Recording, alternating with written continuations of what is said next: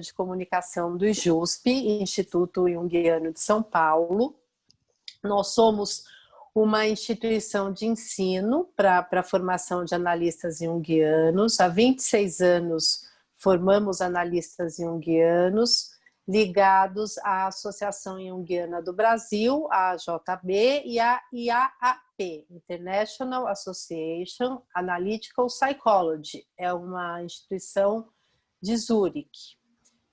A nossa formação tem mais de 500 horas, distribuídos em 4 anos de aulas teóricas, com supervisões de grupo e seminários com palestrantes convidados das áreas correlatas à psicologia analítica. Acho que um diferencial, é posto isso, né? Um diferencial da JB, para nós do JUSP, é que a nossa formação é totalmente voltada para a prática clínica. E a gente tem buscado também trazer convidados com essa pegada, com esse olhar da psicologia analítica para a prática clínica. Nós temos hoje, na verdade, vamos ter, a partir do dia 22 de setembro, 3 eventos promovidos pelo IJUSP. O simpósio universitário, que já está lá, é só entrar no site para ter as informações, que é um simpósio com 20 aulas gravadas. Nós temos o NUPIA, que é um workshop de psicologia analítica para infância e adolescência, que entra no ar dia 22 de setembro, com 14 palestras ligadas à infância e adolescência. E vamos ter também o curso do André Dantas. Nos 3 primeiros sábados de outubro, são dias 3, 10 e 17, das 10 ao meio-dia. O André vai falar para a gente de arquétipos e modernidade. Então, esses 3 eventos que vocês encontram no site do IJUSP, para quem está assistindo a live hoje, vai ter 30% de desconto. Com o cupom IJUSP30, você consegue esses 30% de desconto. Todas essas informações que eu passei agora vão para vocês por e-mail, tá? Mas é para já ficarem sabendo. O nosso e-mail é ijusp.org.br. Agora, 1414, cabalisticamente, como os junguianos gostam, né? Eu vou apresentar para vocês meu amigo querido André Dantas, que vai falar hoje da antiguidade arquetípica à hipermodernidade consumista. O André é psicólogo clínico de orientação junguiana e escreveu 4 livros. Psicologia dialética, uma crítica interna à psicologia junguiana, Dialética da modernidade, o logos instrumental e o eros simpático, da vontade, o 3º livro, da vontade de potência ao eterno retorno, uma releitura dialética de Nietzsche, e por fim, da antiguidade arquetípica à hipermodernidade consumista. Sejam todos muito bem-vindos. André, muito obrigada por ter aceitado o convite. É uma honra, sempre é uma honra te ouvir e trabalhar com você. A palavra é sua. Valeu, Patrícia, obrigado. Né? Um prazer trabalhar com você de novo. Né? Uns anos atrás a gente fez um seminário sobre alquimia, né? Em São Paulo, foi ótimo. Agradecer a você o convite, né, pela palestra. Né? No IJUSP, a honra é minha, né, tá podendo ter essa oportunidade de falar através de vocês, né, falar para vocês, falar para outras pessoas, né, que têm interesse no tema. Agradecer a Carmen Lívia, que também é membro do IJUSP, né, que foi quem teve a ideia original de transformar no curso, né, era uma palestra originalmente, aí deu uma olhada no livro, não, surgiu originalmente para transformar no curso, organizar na forma de um curso. E agradecer a todos, né, que tiveram interesse aqui de estar participando, de estar me ouvindo. Eu espero que a gente possa trocar algumas ideias, né? Como eu falei no começo, eu vou tentar ser breve, espero conseguir, para que a gente tenha o máximo de tempo possível para poder conversar, tirar, né, trocar ideias, que pelo menos eu acho a parte mais interessante. Bom, então vamos lá. André, só uma coisa que eu esqueci de avisar. Pessoal, em relação às perguntas, eu peço, por favor, que vocês esperem o André finalizar a fala dele e coloquem a pergunta no chat. E eu vou fazendo para o André conforme vocês vão colocando. Tá bom? Então, assim, não coloca a pergunta antes do André finalizar a fala dele. Eu só vou abrir meu chat quando o André acabar. Tá bom? André. Vamos lá. Eu vou fazer como é que eu planejei hoje, né? Eu vou fazer um certo percurso histórico, a partir de alguns momentos históricos que são relevantes para o tema, para a gente compreender melhor como que as coisas chegaram onde elas estão hoje. Né? Pelo menos eu penso, meu modo de pensar a psicologia é histórico, acredito que o do Jung também era bastante histórico, né? Foi isso que me atraiu no Jung no início, e acho que é isso que a gente trabalha, né? Nós trabalhamos com a história das ideias, seja a nível coletivo, como é o caso, né, de uma palestra sobre um tema como esse, que é um tema coletivo, seja na nossa clínica individual, onde a gente vai receber pessoas, né, que chegam com algumas questões, algumas ideias que geram sofrimento, que geram angústia, e a gente vai trabalhar a história dessas ideias, como é que essas ideias sobre relacionamento, ideias sobre paternidade, maternidade, sobre trabalho, sobre o corpo, sobre si mesmo, né? Então a gente está sempre trabalhando de uma certa maneira com a história das ideias, a formação de certas ideias, para que a partir dessa reconstituição histórica nós fique claro que aquelas ideias elas não são, vamos dizer assim, elas não caíram do céu. Elas não caíram do céu como um raio, sempre foi assim, e elas são, vamos dizer assim, objetivamente, elas são objetivas, né? Elas correspondem a uma realidade que é em si, uma realidade nua e crua, né?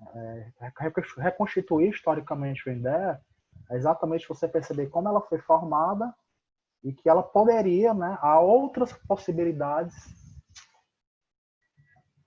de vida, outras possibilidades, né, de estar no mundo e outras possibilidades de que em um determinado momento a coisa poderia ter acontecido de outra maneira e porque não aconteceu, né? Então, bom, eu vou, para fazer essa análise, eu vou partir do aspecto central da psicologia junguiana, do núcleo central da psicologia junguiana, que não sou eu que digo que é central, né? É o próprio Jung que diz isso, que é a polaridade energética. Né? A polaridade da energia psíquica, né? Foi aquilo que levou o Jung a se separar do Freud, né? Lembrar que na época que ele se separou do Freud, ele não havia formulado ainda a noção de inconsciente coletivo, ele não havia estruturado, ele tinha intuições sobre isso, ele intuía, mas não havia ainda essa noção, ela não havia se tornado um conceito como vai ser depois. Então, o que levou à separação foi uma outra noção de libido, uma outra noção, né, que o Jung vai chamar de energia psíquica, que não é mais a sexualidade, como era para o Freud, nem era a vontade de poder, como era para o Adler, né? O Jung estava no meio dessa querela, Freud e Adler, mas é a polaridade energética. A própria noção de inconsciente coletivo, ela vai surgir, ela é uma consequência lógica dessa noção, né, da libido como sendo uma tensão polar. Porque a consciência, ela por definição unilateral, para o Jung, ela tende a se especializar, ela tende à unilateralidade, a questão é se é muito ou pouco, isso vai fazer toda a diferença em relação à psicopatologia, mas ela tem uma tendência natural a ser, ela tem uma tendência a ser unilateral, porque ela é aquele aspecto da psique que se especializa, né, para lidar com um ambiente interno e externo, e quando a consciência está lidando com questões que são mais amplas do que a história individual, né, questões que ultrapassam o indivíduo, questões filosóficas, questões éticas, questões religiosas, que são mais amplas, né, a polaridade energética, ela ativa não mais o inconsciente pessoal, mas quem compensa a outra polaridade é o inconsciente coletivo. Então, o inconsciente coletivo, na teoria do Jung, ele é a polaridade oposta à consciência coletiva. Então, ele, na hora que você está lidando com questões que são maiores do que você enquanto indivíduo, o consciente coletivo é ativado, ele começa a organizar os conteúdos de uma maneira coletiva. Então, a própria noção de consciente coletivo, ela é devedora, a noção de polaridade, ela é consequência da noção de polaridade. Então, é central, né? É a base da teoria junguiana, né? Onde o Jung constrói todos os seus conceitos. É uma noção ontológica, né, para o Jung. Ele considera quase que ontológica, porque ele vai colocar que a energia, o que ele chama de energia psíquica, né, que não é uma substância que se move no espaço, mas é uma relação de movimento. Ela é uma espécie de reflexo psicológico da própria energia física, né? Que vocês sabem que o interesse que o Jung tinha na física quântica, né? O diálogo, né, ao longo de toda a obra que ele manteve com o Wolfgang Pauli, as cartas que ele trocou, né? A noção cara, né? A física quântica da energia como sendo tendo essa duplicidade onda e partícula, então toda essa questão da polaridade, né? Norteou o pensamento do Jung ao ponto dele dizer que na entrevista em Encontros, né, uma das entrevistas que ele dá, que está nesse livro, essa coletânea de entrevistas dele, ele fala que a integração dos opostos é a questão central para a psicologia, né? Então, todo o resto, consciente coletivo, os arquétipos, as imagens arquetípicas, tudo gira ao redor disso, né? É a base. Então é a partir daí que eu vou fazer essa análise, é por isso que eu chamo, né, psicologia dialética, não psicologia analítica, porque ela enfatiza mais. Psicologia dialética é simplesmente isso, é um foco, né, é a psicologia focando menos na questão do inconsciente coletivo, menos na questão das imagens arquetípicas, menos em outros conceitos e mais nesse conceito que o próprio Jung disse que é o central, né, que seria uma dialética psíquica no sentido hegeliano do termo, né, mas mais heraclitiano, mais taoísta, né, mais próximo da alquimia. Então, o trabalho aqui é como se a gente fosse fazer uma alquimia, uma espécie de alquimia do capitalismo, e retirar o mercúrio que está aprisionado na matéria, né? Lembrando que para o Jung, o mercúrio, né, ele vai falar esse ensaio dele, em Psicologia e Alquimia, né, sobre o ensaio dele nos estudos alquímicos sobre o mercúrio, ele vai, ao final do ensaio, ele faz uma listazinha, né, de tópicos de resumo do que ele falou, e ele começa dizendo: o Mercúrio personifica todos os opostos possíveis e imagináveis.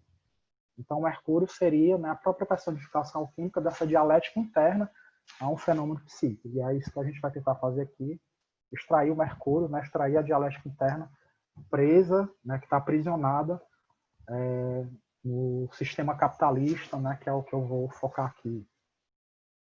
Bom, então, para começar, no mundo antigo, né, nos tempos na antiguidade, no mundo politeísta, não havia essa noção de consciência individual. Não é que não houvesse indivíduo, não é que não houvesse individualidade, mas a ideia de individualidade, olhar para o mundo e olhar para si a partir da perspectiva da individualidade, ela não havia ainda sido desenvolvida.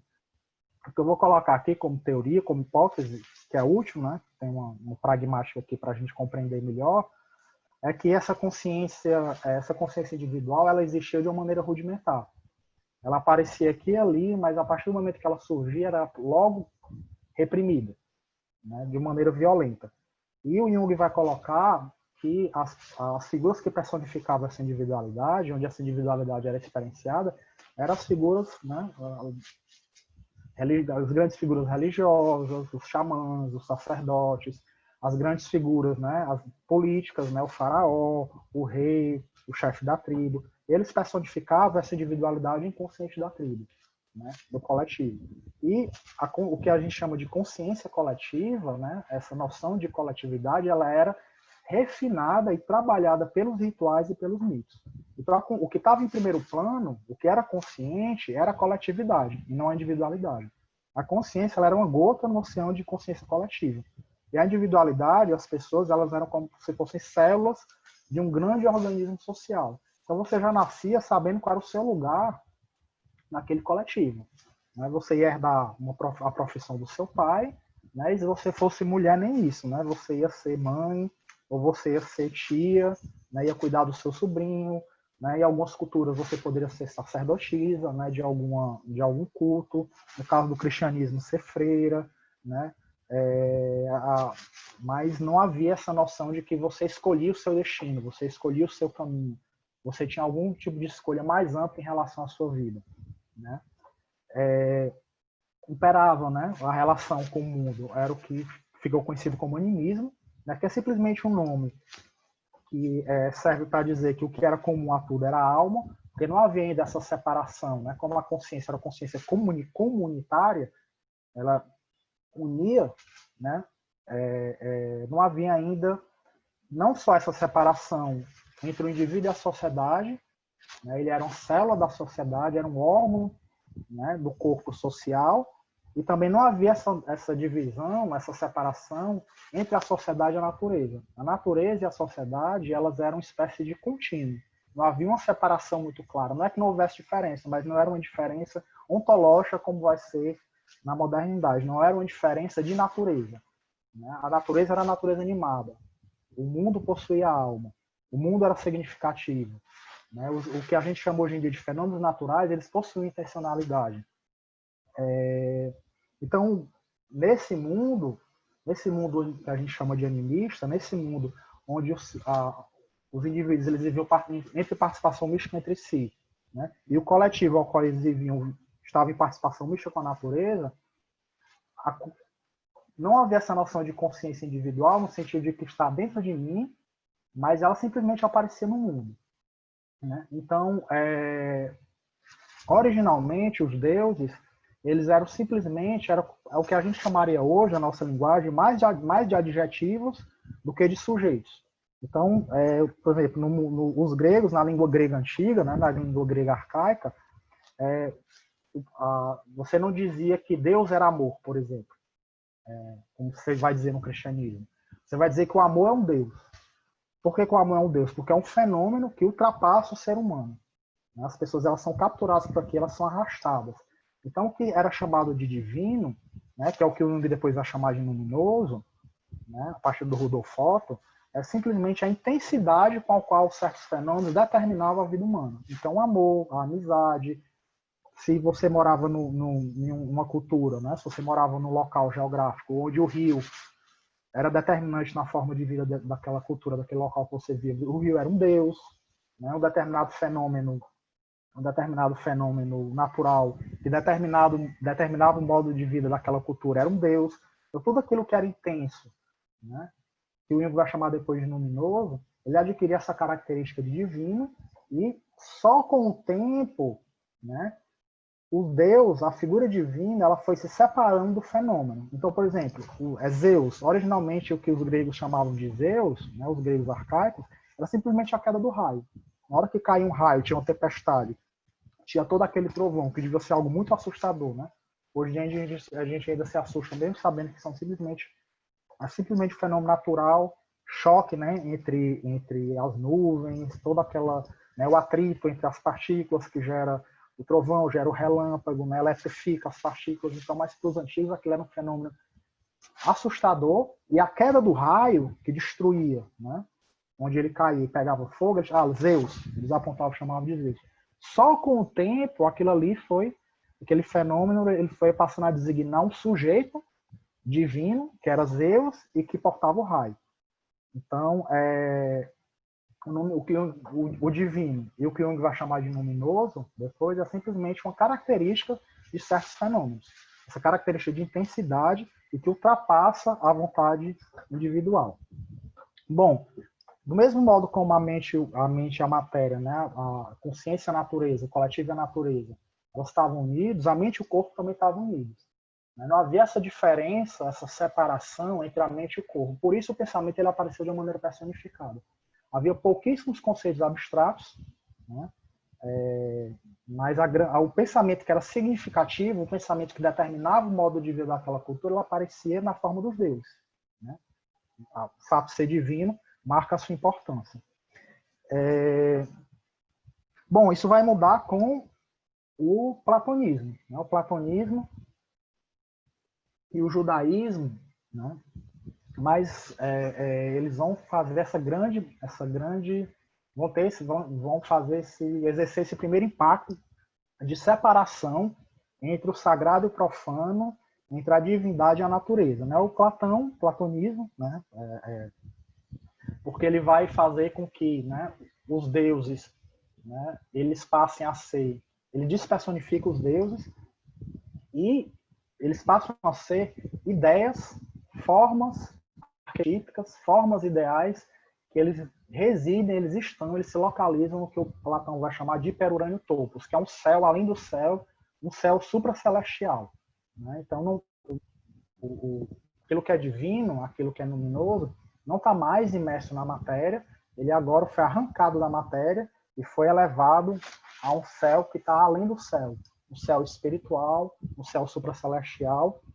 Daí porque, para o Platão, né, o mundo vai se tornar uma caverna, né? Daí a alegoria dele da caverna, né? Então, na hora que ele arranca a luminosidade, na hora que ele arranca o divino, na hora que ele arranca aquilo que é significativo, na hora que ele faz essa separação extrema, né, entre o que é divino e o mundo material, o mundo se torna uma caverna.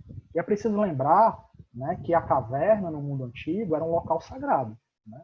A caverna era um local de culto, de necromancia, de culto aos mortos, de magia dos mortos, de magia ancestral.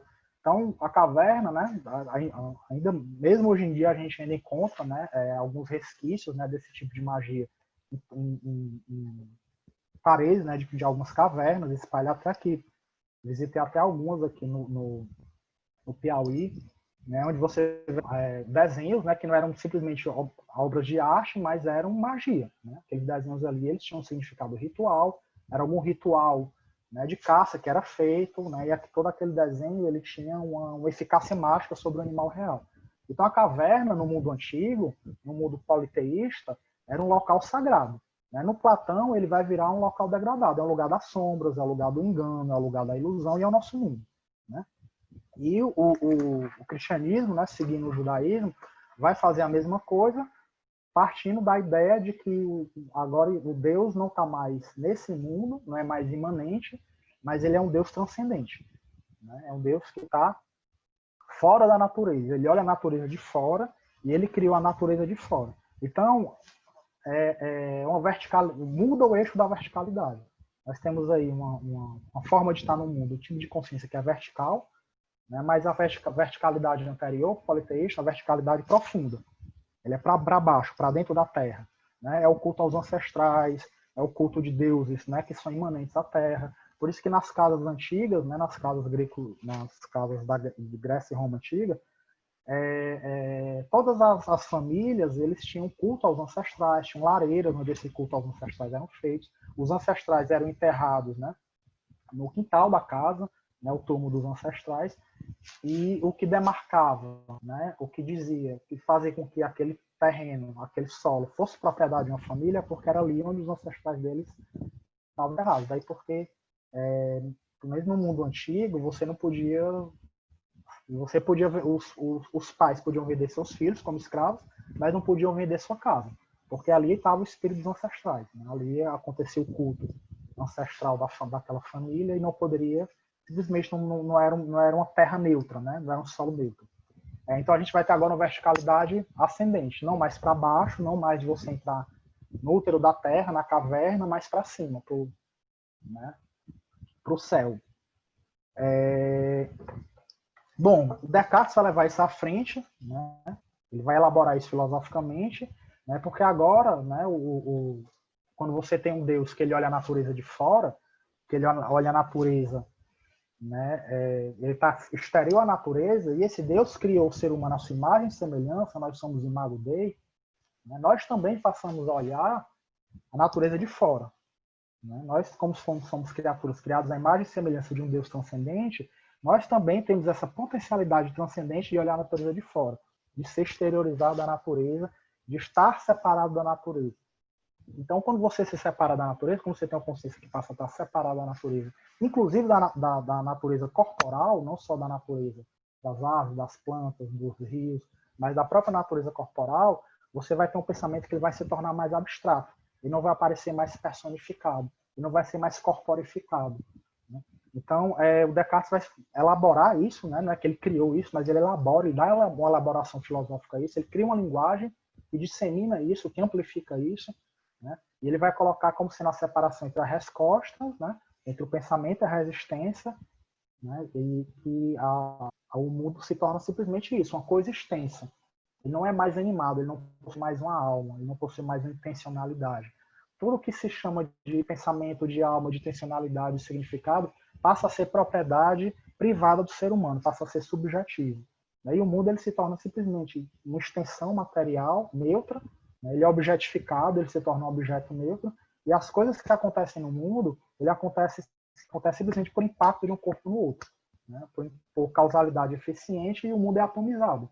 Ele passa a ser composto, né, de corpos individuais que não tem nenhum tipo de unidade intrínseca. Não há mais uma unidade intrínseca. Então, essa consciência que não é regida mais pela participação mística, que não é regida mais por uma comunidade, né? Ela não é regida mais por uma relação de conectividade intrínseca com o mundo, ela passa a olhar o mundo de fora. Então, a relação com a natureza não é mais uma relação de magia, nem uma relação de ritual.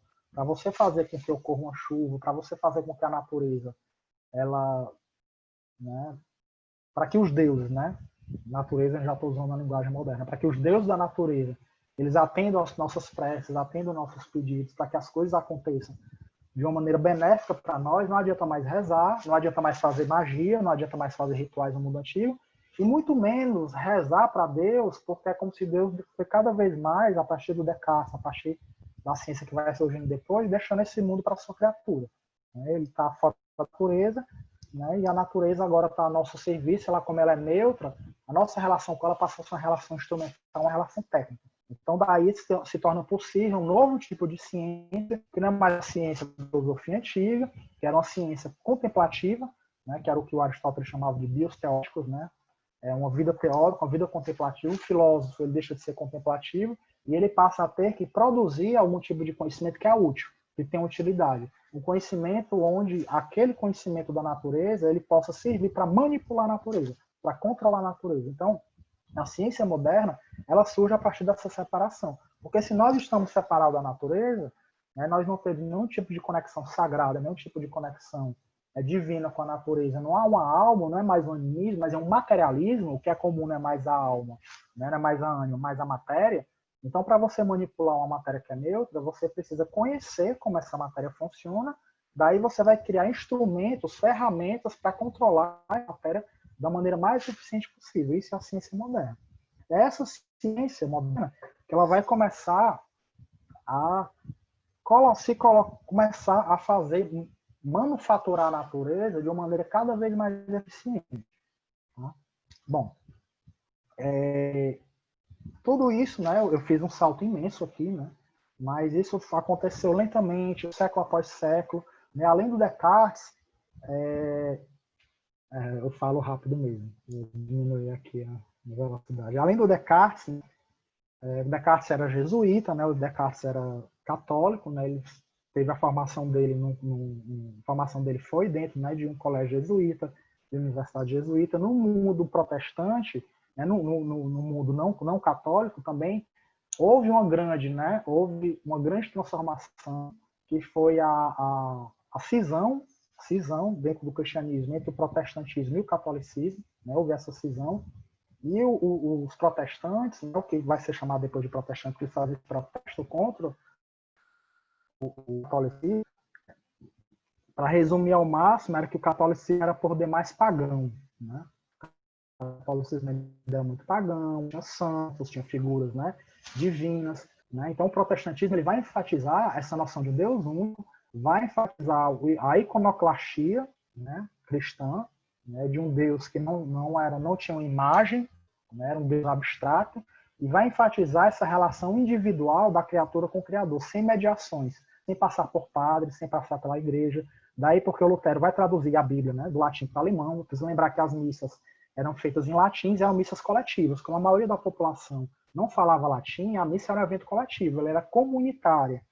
Ela ocorria em participação mística ainda, né, porque você ia para a missa, e quem era cristão era quem ia para a missa, e aquelas palavras elas ainda tinham uma eficácia mágica, né, porque as pessoas não compreendiam muito bem o que era dito ali, era uma coisa muito mágica, né?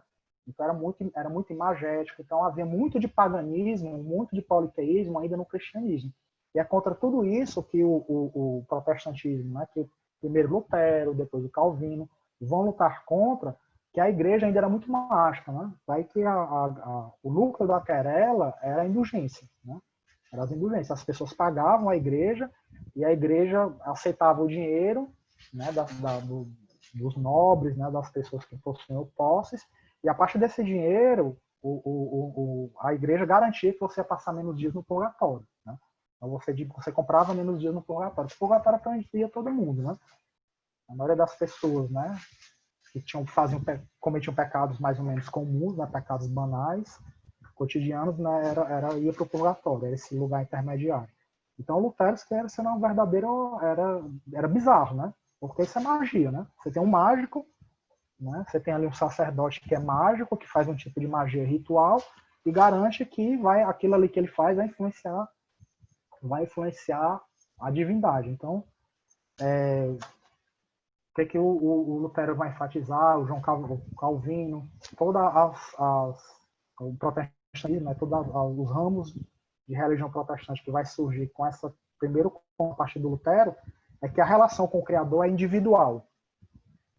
Ela se dá na sua intimidade, na sua leitura individual da Bíblia. Não é mais uma relação coletiva. Ela não passa mais por você ir à missa, porque é necessário fé, né? A fé é uma coisa que era inesta, né, no mundo pré-cristão, no mundo pré-monoteísta, né, não pré-cristão, mas pré-monoteísta, porque às vezes visíveis, né? Quando um raio caía, Zeus, elas simplesmente apontavam para o raio e diziam aqui Zeus, né? Então essas pessoas, os deuses, eles eram fenomênicos, né? Eles apareciam, né? No sentido que eles eram personificados, não é que eles apareciam no sentido objetivo, mas eles possuíam, eles eram imagéticos, eles eram sensoriais, a sensorialidade imaginal, né? Então, com o monoteísmo e com o cristianismo principalmente, você vai precisar agora de uma fé, porque você não vê Deus, não tem mais Deus que você vê, você precisa acreditar nisso, então crença, daí a fé. E a fé é uma questão individual, ela passa pelo seu coração, você olhar para dentro, né? Daí que eles levam à frente aquilo que o Santo Agostinho já falava, né, de que se você quer encontrar Deus, não olhe para fora, mas olhe para dentro, né? O Santo Agostinho vai colocar nas Confissões.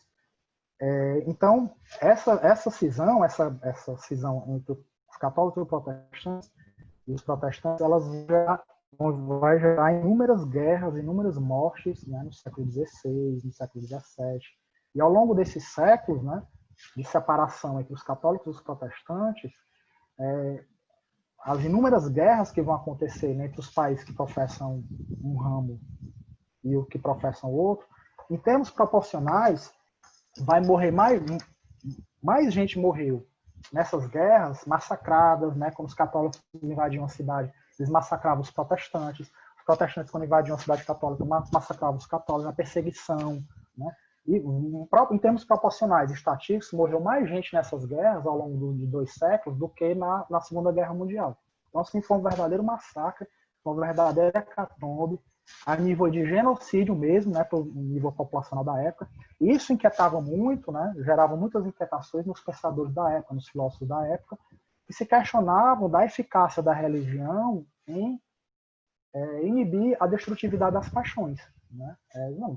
Mas a religião ela não deixa o ser humano mais pacífico, ela não deixa o ser humano mais, ele não ama mais o próximo, pelo contrário, ela está gerando mais divisões, mais brigas, mais conflitos, mais mortes, mais perseguições, mais massacres. Ela está, na verdade, sendo uma desculpa para mais destrutividade, né? Para mais agressividade, para mais morte.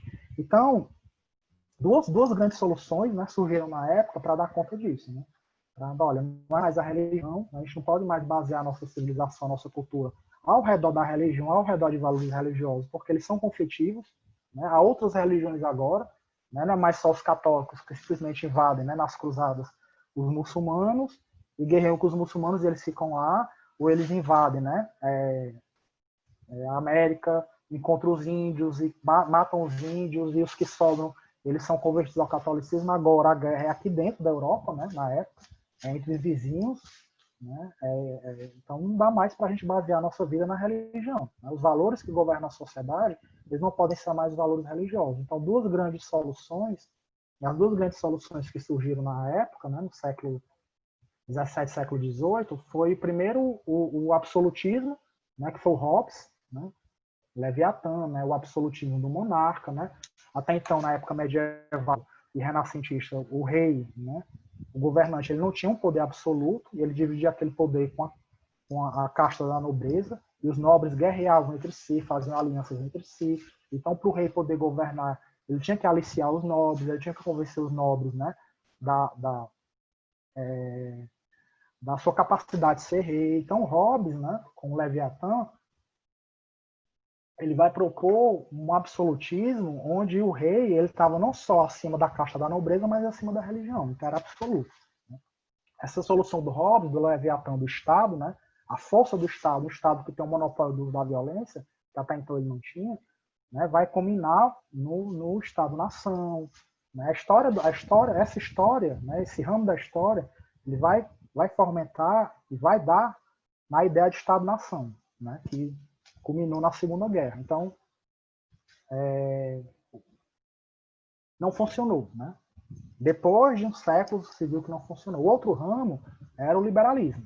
Né? O liberalismo político, que estava atrelado ao liberalismo econômico, e se pensava que, olha, né, na verdade, em vez da religião e em vez do Estado, do monarca absoluto, né, do Estado personificado em um monarca absoluto, a gente tem que focar os valores coletivos, os valores civilizacionais, eles têm que girar ao redor do comércio. O que se pensava, né? Que o comércio ele era capaz de inibir as paixões destrutivas, porque quando eu vendo alguma coisa, eu não posso tratar mal o comprador. A pessoa que eu tenho uma loja e eu vendo alguma coisa nessa loja, eu tenho uma quitanda na feira, eu vendo alguma coisa nessa vem a minha feira, vem a minha loja, e está de frente para o meu balcão, não importa a cor dela, não importa a nacionalidade dela, não importa a fé que ela tem, o que importa é que ele compre o meu produto. E eu tenho que tratá-lo bem. Eu tenho que tratá-lo bem para convencê-lo de que aquele meu produto, aquele que eu estou vendendo, vale a pena. Né? Olha, é bom, a qualidade é ótima, o preço é ótimo, você não vai conseguir uma coisa tão boa assim por esse preço. Então, o comércio, o balcão do comércio, o balcão da loja, o balcão da feira, a prateleira da feira, ele se tornou um local, um locus de pacificação das paixões destrutivas, um locus de negociação das diferenças, e ali passou a servir de modelo para as negociações das diferenças em geral. Né? O fato de que quando eu sou o vendedor e eu tenho que lidar com o diferente é um comprador, e eu tenho que chegar a um acordo com ele, eu não posso tratá-lo mal, inclusive, eu tenho que saber alguma coisa sobre ele, alguma coisa sobre a cultura dele, se ele tem uma cultura diferente da minha, eu preciso entender o que ele fala, se ele fala uma língua diferente da minha. Então, o comércio ele se tornou um local privilegiado de um modelo civilizacional de encontro das diferenças, de pacificação das diferenças, de um modelo das negociações em geral, não só das negociações comerciais, mas das negociações políticas e das negociações entre as diferenças em geral.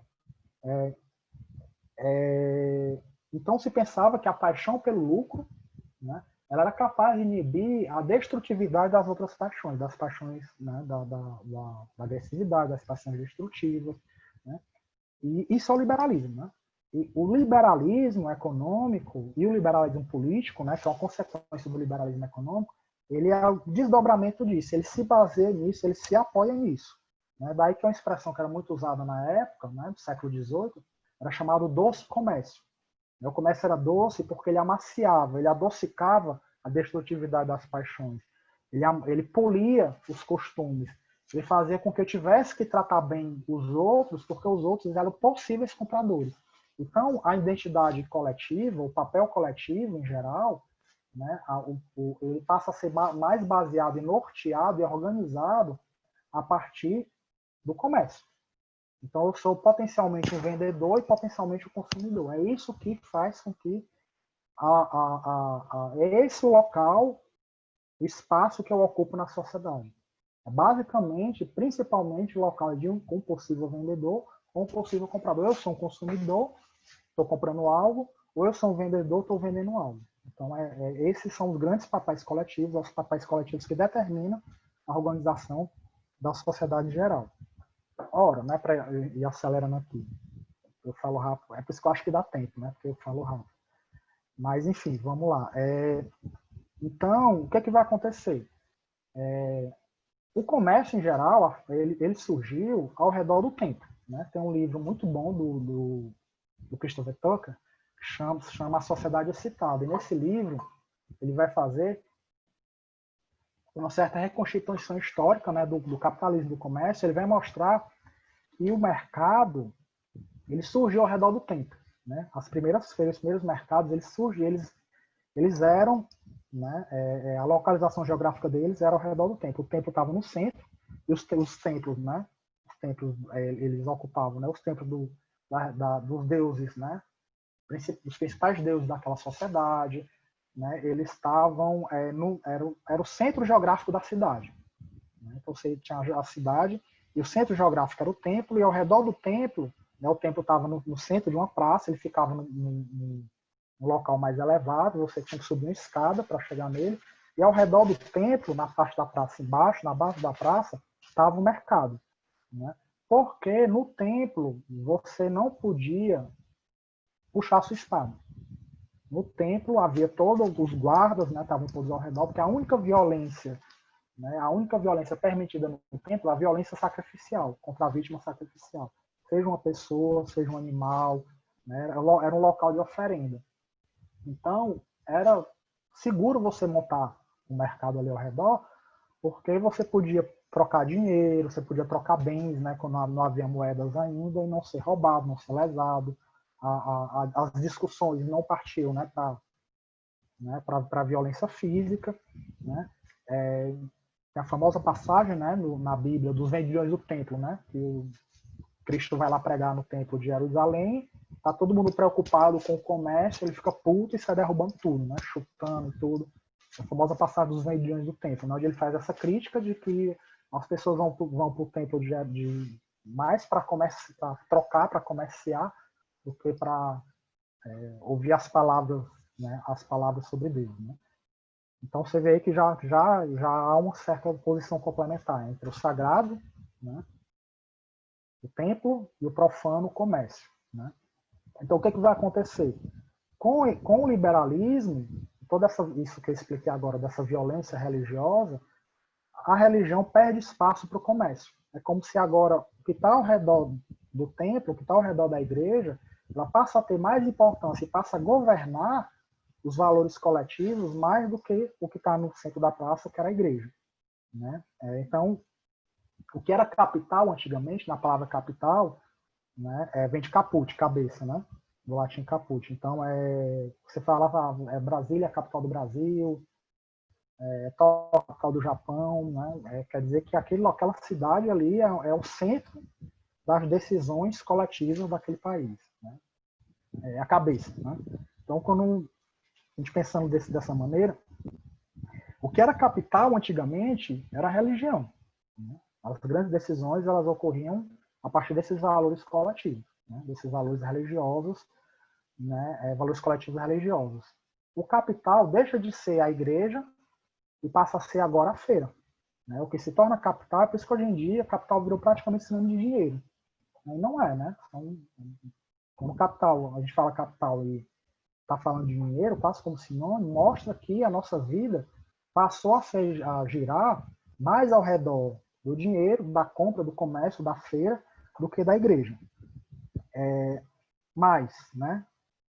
E aqui eu vou complicar mais um pouco as coisas para tentar ir passando para o final e a gente poder conversar. O que acontece? Do mesmo modo como o sagrado, ele possuía uma sombra profana, ele possuía um inconsciente profano, por trás do sagrado que estava em primeiro plano, havia em segundo plano valores profanos, né? Quando eu falei das indulgências da igreja, né? Toda a disputa de poder político que a igreja tinha, né? A própria noção de sacrifício, né? De uma certa maneira, ela meio que envolve, olhando o sagrado a partir da ótica do profano, né? Um certo comércio. Eu troco um bem profano por um favor sagrado. Eu sacrifico o meu boi, pressupondo que Zeus vai gostar daquele sacrifício e ele vai me favorecer com chuvas para minha colheita.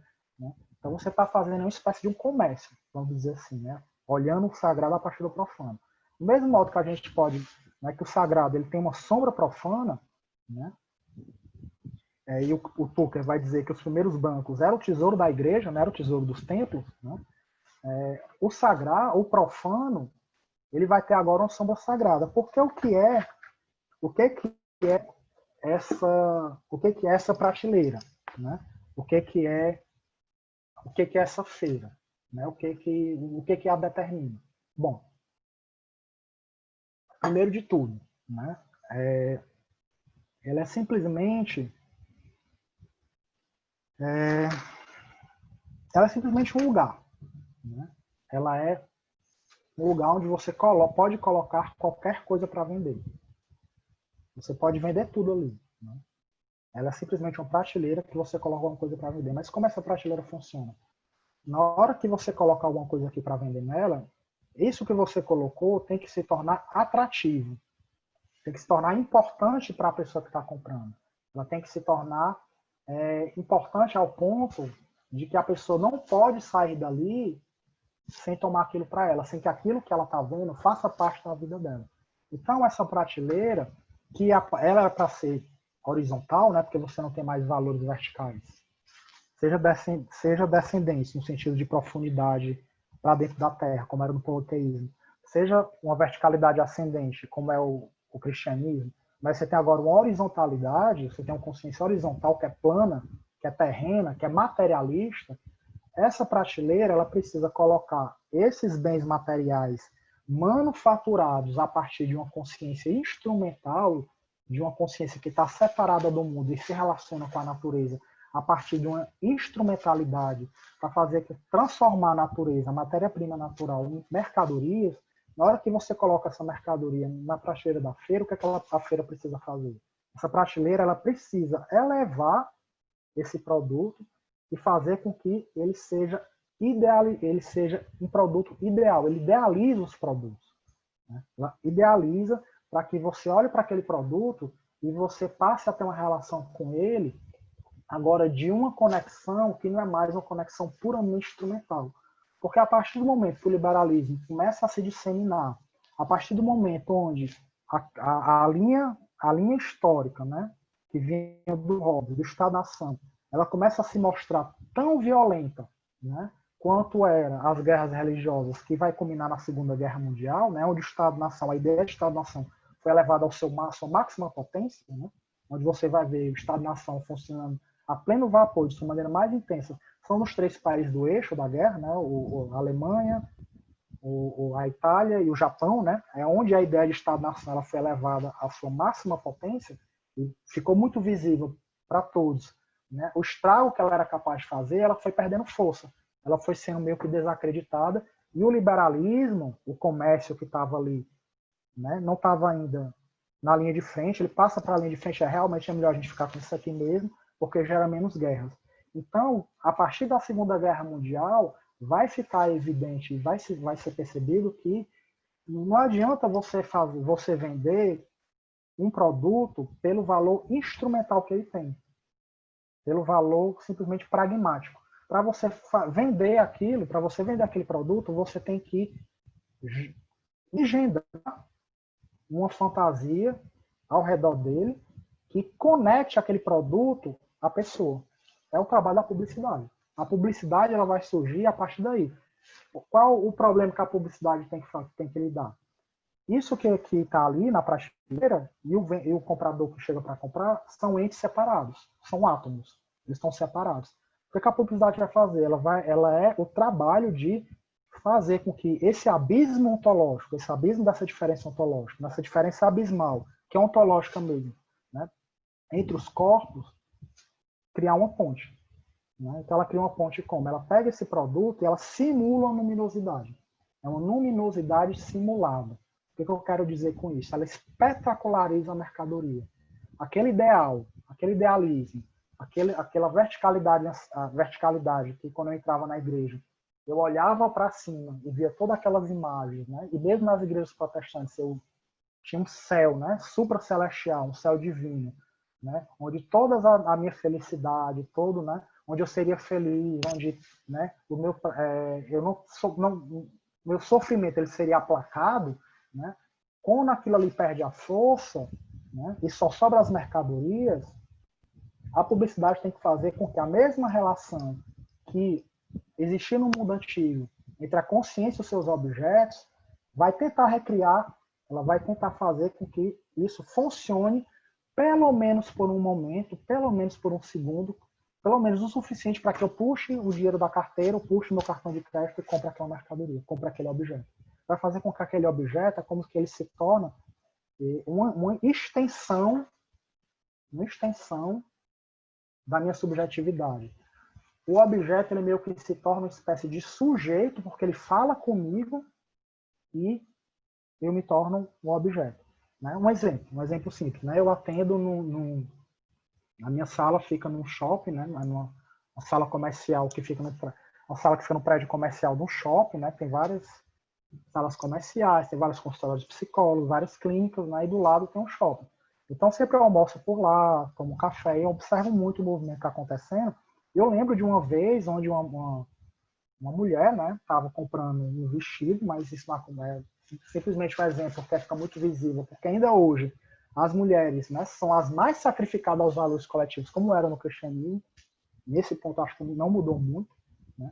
Então ela estava comprando um vestido e o vestido não cabia nela, né? Havia outros vestidos num número maior, mas ela não cabe, ela tinha saído, né, do provador, estava entrando no coube, e depois eu volto para comprar, vou perder uns quilos e volto. Ela falou isso para a vendedora claramente. Então, assim, naquele momento, naquela dinâmica, é como se o vestido fosse o sujeito e ela fosse o objeto. Porque é como se o vestido dissesse assim para ela, ó, da pandemia, né? Tô comendo, tá meio cheinha, né? Tô exagerando nas festas de Natal, né? Então faça assim, você vai para sua casa, faça um regimezinho, vá para academia, sofra um pouco. Você pode até fazer uma lipo, porque daí quando você perder, né, peso, você tiver no corpo, que é um corpo ideal, você volta e me compra. Né? Então não é aquele vestido, ele não tem um valor instrumental, ele não é a relação que com aquela roupa, não é a relação de que essa aqui não cabe, eu vou comprar maior para o meu corpo. A roupa é o sujeito, ela determina o que a pessoa tem que fazer. E a nossa relação com os bens, em geral, é mais ou menos essa. Ninguém acredita na propaganda, mas todo mundo compra as coisas por causa da propaganda. Se você perguntar, né, se alguém acredita na propaganda, no que a propaganda diz em relação aos produtos, ninguém realmente acredita. Mas as empresas investem muito mais em publicidade do que, por exemplo, nos recursos humanos. Né? Então, quando a empresa está mal das pernas, quem vai primeiro para fora é o psicólogo. Quem vai por último é a empresa que faz a publicidade, né? Que faz a publicidade do seu produto. Então, assim, paga-se fortunas para a Gisele Bündchen fazer propaganda da Natura ou da Havaianas, e ninguém acha que você vai vestir, colocar as Havaianas no pé e você vai ficar bonito que nem a Gisele Bündchen. Mas você pode botar a Gisele Bündchen para vender a Havaiana e vende. Né? Então, mostra o quanto que essa consciência mista, essa participação mista, essa consciência comunitária, essa forma de estar no mundo que é regida pela participação mista, pela unidade, ela continua em operação, só que agora ela passou para o segundo plano. Ela não está mais no primeiro plano. Né? Ela não está mais agora, ela não tem mais narrativas e rituais capazes de educá-la, como era no mundo antigo, onde você tinha mitologias e você tinha rituais que refinavam e educavam essa consciência coletiva. Como essa consciência coletiva ela passou para o segundo plano, e o que é refinado, o que é educado agora é a consciência individual, ela evoluiu, ela se tornou infantil, ela se tornou rude, e é essa consciência mista, essa consciência que funciona segundo a lógica da participação mística, a psicológica da participação mística, é que é avisada pela publicidade, e ela é colonizada pela publicidade, e a linguagem dessa consciência no mundo moderno é uma linguagem publicitária. Né? Então você não vende margarina mostrando que essa margarina ela tem menos sal, tem menos isso, tem menos aquilo outro, ela é mais saudável, ela é mais isso, ela é mais aquilo. Você não vende isso. Você vende o quê? Como é que você vende margarina? Você bota a propaganda de uma família feliz. Você bota a margarina ali no meio da mesa e todo mundo acorda bonito, morto de feliz, né? O pai ali não está puto porque vai trabalhar no emprego que ele detesta, né? Não está com raiva porque vai trabalhar, né? Teve que acordar cedo, né? Para chamar os meninos para o colégio, depois vai trabalhar no emprego onde ela detesta a chefe dela, né? Os meninos não estão com raiva porque vão para a escola onde 90% que eles vão aprender é por idiotice, né? Tá todo mundo muito feliz e com menos pão com margarina, né? Como se a margarina fosse um fetiche, um objeto mágico que vai criar a magia de uma família feliz, né? Óbvio que a gente acredita que não vai, é óbvio, mas as empresas de margarina investem fortunas nessas propagandas, pagam fortunas por esses anúncios e a gente compra a margarina que é vendida pela, né, que ocupa espaço nos anúncios públicos. Isso vale para tudo, né? Vale para tudo. Você passa anos economizando, né, para comprar um produto que ele, em termos pragmáticos, né, em termos utilitários, o valor dele é muito pouco, mas o que se chama de valor de troca, né, não o valor de uso, que é esse valor instrumental pragmático, mas o que se chama valor de troca é o que determina aquele produto. Para que serve um anel de diamantes? Não serve para nada. Né? O que é realmente nada, não serve para nada. Você ficar preso numa ilha deserta, uma garrafa d'água, uma escova de dente, um cortador de unha, né? Ele é muito mais útil do que um anel de diamantes. Mas o anel de diamantes vale muito mais porque ele simboliza o quê? Simboliza amor. Amor, preciosidade, a toda uma série de valores coletivos que são engendrados publicitariamente ao redor daquele anel, e ele deixa de ser, passa a ser não só material, mas ele passa a ser animado. Ele adquire uma alma. Daí porque a publicidade hoje em dia, uma das grandes questões da publicidade, quando ela vai fazer, anunciar um determinado produto, uma determinada marca, é qual é a personalidade daquela marca. As marcas, elas mesmas que viraram pessoas. Qual é a alma daquela marca? Né? Então, você vende mais um produto pela alma dele, né? Qual a personalidade da Nike, a personalidade da Adidas, né? Do que pela utilidade pragmática do produto. A utilidade, quando você vai comprar, aquele produto que na fábrica ele era engendrado, ele era feito, ele era construído a partir de uma lógica instrumental da separação, ele só se torna realmente um produto vendável, né? Ele só sai da fábrica, só se torna vendável se ele passa a ter uma alma. Então o capitalismo, ele é o inverso da religião nesse sentido. Enquanto que a religião, o idealismo, o espírito, né? E o coletivo estava em primeiro plano, né? E o individualismo e o materialismo, né? Os interesses particulares dos padres, né? dos sacerdotes, do Papa, né? A sede de poder por dinheiro estava em segundo plano dos bastidores, no capitalismo ao contrário. É como se agora, se antes a feira era o inconsciente da realidade da igreja, a igreja é o inconsciente da feira, o inconsciente no modo feirante de pensar, o inconsciente da forma capitalista, comercial de pensar é religioso, porque ela precisa religar, a publicidade precisa fazer essa religião, né, de religação entre o indivíduo e o produto, né, entre a consciência e a matéria, entre a resposta e a resistência. E como ela faz isso? Simulando o número. O que é essa simulação do número? É a espetacularização da mercadoria. Ela é intensificada. Daí porque, na segunda metade do século XX, após a Segunda Guerra Mundial, né, o que vai acontecer cada vez mais, a gente está experienciando isso na pele, é que uma cultura governada pelo comércio, uma cultura governada pelo capitalismo, pelos valores capitalistas, né, ela é uma cultura que não é mais regida por disposições normativas de conteúdo. Menos por disposições normativas de conteúdo e mais por disposições normativas de intensidade. Né? O que significa isso? Quer dizer, né, de que a prateleira, não importa o que você coloca nela, ela é simplesmente um local, uma plataforma, onde o que quer que seja colocado, ele é espetacularizado. Ele precisa ser espetacularizado, ele é intensificado, e daí você vê o idealismo retornando no núcleo daquilo que nega, assim como o yin volta no núcleo do yang, né? Você tem o yin e o yang, os opostos, eles se interpenetram ao outro, quanto mais um aparece, mais o outro aparece no seu núcleo, ele volta na mercadoria, né? Idealizando a mercadoria, espetacularizando a mercadoria, intensificando aquela imagem. né? Porque hoje em dia a mercadoria é simplesmente aquilo que é colocado na prateleira. Né? Nós viramos mercadorias no Instagram, por exemplo, na medida que nós somos intensificados ali e o objetivo daquilo é prender a atenção.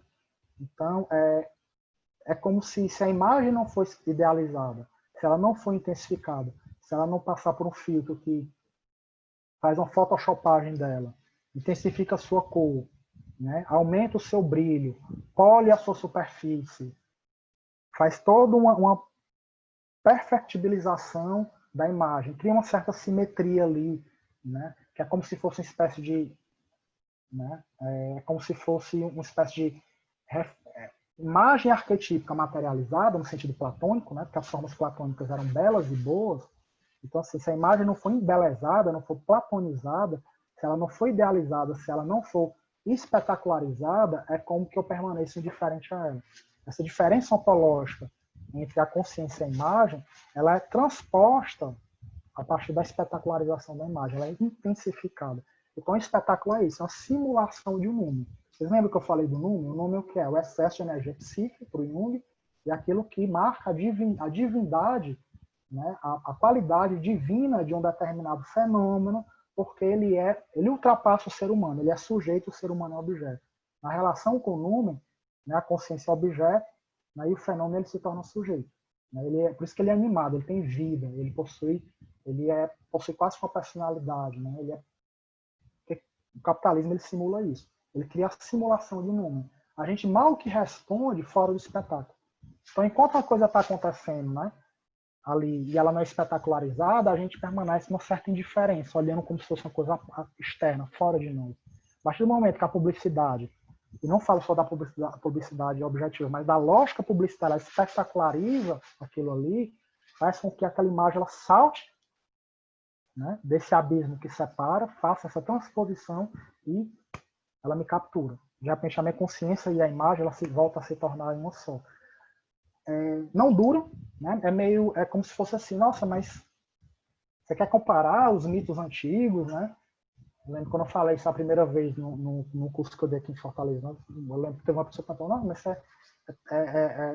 é tão diferente, né? Chega a ser estranho quando você faz essa comparação, quando você vê, né, os mitos antigos, né? Você vê o próprio cristianismo, né, mais recente, e você, né, margarina, a margarina é luminosa, o sabão é luminoso, né? Como assim, né? É uma simulação de um número, né? Ele simula o número. Tem que durar tempo suficiente para capturar minha atenção. E está se tornando cada vez mais eficiente, né? O trabalho da publicidade, não, para o capitalismo em geral, né? A publicidade é esse braço do capitalismo que faz essa articulação. Se tornar cada vez mais eficiente e manter, aumentar a duração da luminosidade do conteúdo, né? Que aquele conteúdo ele permaneça, né? Essa simulação ela dure tempo suficiente para capturar minha atenção mais tempo do que ela geralmente tem sido capturada, né? Até agora tem sido eficiente para compra por impulso, né? Tanto que os principais problemas da publicidade é fidelizar o consumidor. Vende, né? Até sai um artista novo, você faz toda aquela publicidade em cima, as pessoas escutam, baixam a música, pagam, vou procurar no Spotify. Mas como é que faz com que eu continue comprando aquilo, fidelizar o consumidor? Essa é a grande questão da publicidade hoje em dia. É tentar manter essa simulação, fazer com que essa simulação ela dure mais tempo. Então, esse tipo de funcionamento mostra que o Numen ele passou da igreja, passou do religioso, passou do sagrado e migrou para o profano. Não mais para o profano enquanto conteúdo, não mais para a margarina que é vendida na feira, não mais para o sabão, não mais para a havaiana da Zé Bicho, mas a própria prateleira da feira que se tornou luminoso. Não é o produto que é anunciado pela aquele produto ou aquele outro produto que é anunciado pela publicidade que é luminoso, mas é a forma publicitária de consciência que se tornou luminoso. É a prateleira da feira que se tornou luminosa. Essa capacidade da feira, né, da prateleira, de publicitariamente elevar a intensidade do que é colocado nela, que se tornou luminosa. Ao ponto que a nossa própria relação com uns com os outros está se tornando cada vez mais publicitária. Nós nos relacionamos com os outros cada vez mais através da imagem publicitária que a gente projeta ao olhar do outro do que por qualquer outra coisa. E para finalizar, né, só para colocar o gancho para a gente poder conversar, quais seriam as psicopatologias que estão conectadas a esse tipo de funcionamento? Né? Não é mais a histeria, a neurose obsessiva, como era no caso do Freud, né, onde você tinha onde o coletivo, né, o modo de funcionamento do coletivo, ele regulava o conteúdo, você podia desejar isso, mas não podia desejar aquilo outro, né, eram sociedades repressivas. Agora você tem a normatividade não é mais a nível do conteúdo, mas a nível da intensidade, ela intensifica, ele acelera as coisas, espetaculariza. Então, as psicopatologias, porque são formas, o que eu estou chamando de psicopatologia aqui nessa dialética, formas de consciência, formas de subjetividade, formas de funcionar que não cabem, não conseguem se conectar com essa psicológica, daí elas aparecem de uma maneira sombreada, porque não tem uma narrativa capaz de digerir, de processar, de conectar ela, né? Então ela fica sem nome, não tem mais um discurso coletivo capaz de fazer laço social, capaz de metabolizar os afetos, esse tipo de afeto, né? As principais psicopatologias, né? Primeiro são psicopatologias ligadas à ansiedade, que é um efeito, né? É um efeito rebote desse tipo de funcionamento. Nós acabamos nos tornando ansiosos. Sempre há alguma coisa acontecendo, sempre há novidades acontecendo, e ela é uma disposição normativa de intensidade, ela intensifica.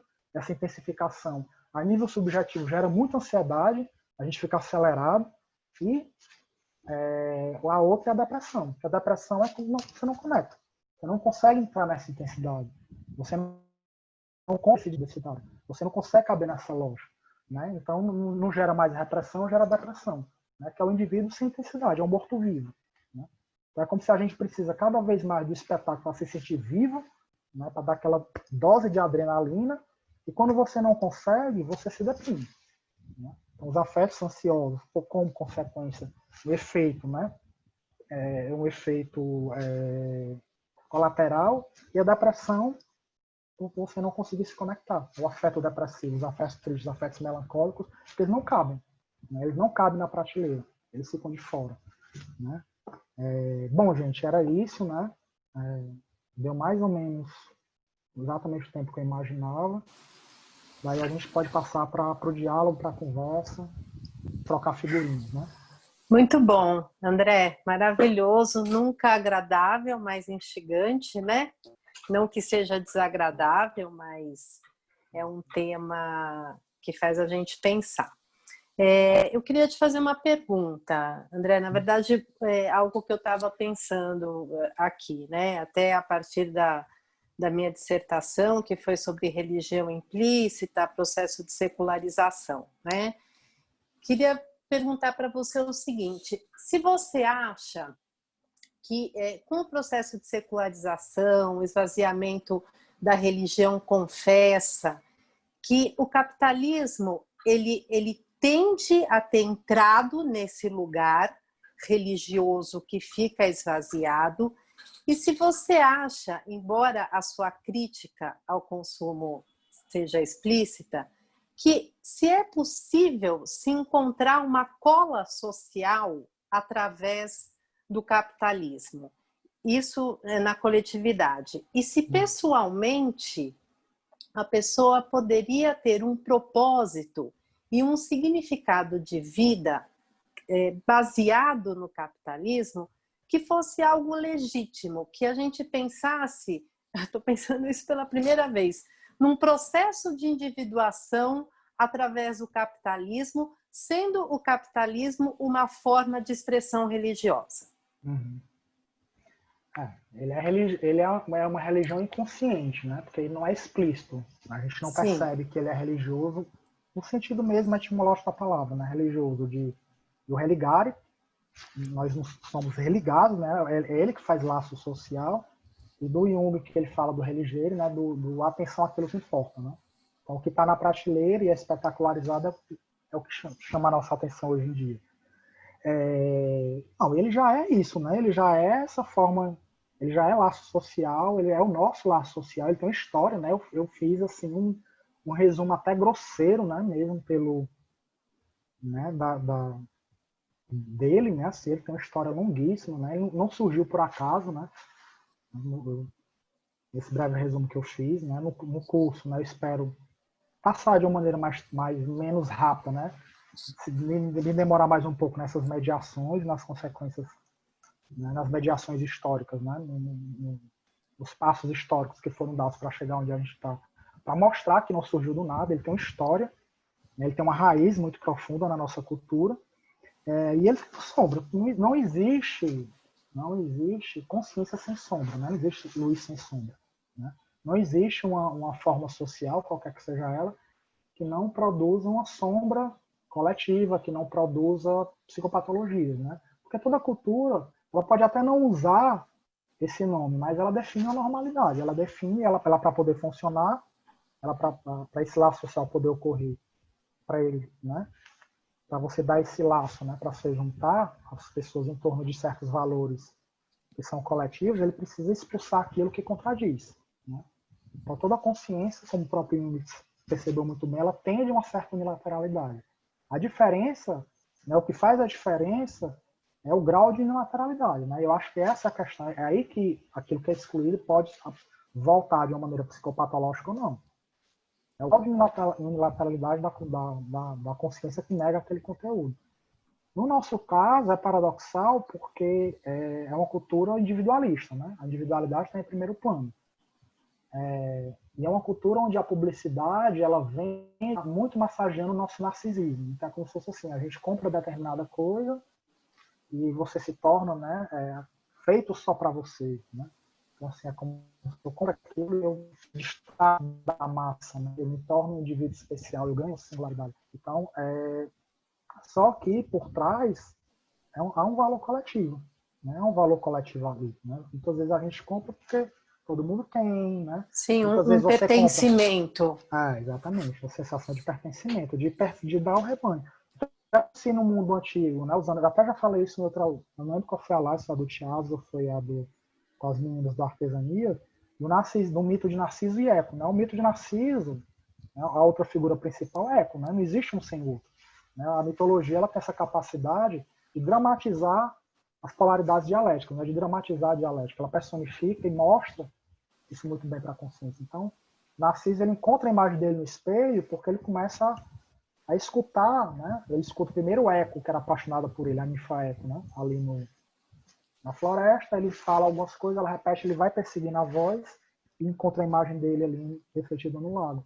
Então, se nas culturas antigas o ecoísmo ele estava em primeiro plano, no sentido que os indivíduos não tinham essa noção de uma consciência individual, na nossa cultura, que é uma cultura muito narcísica, o ecoísmo, o eco, passou para cima do plano.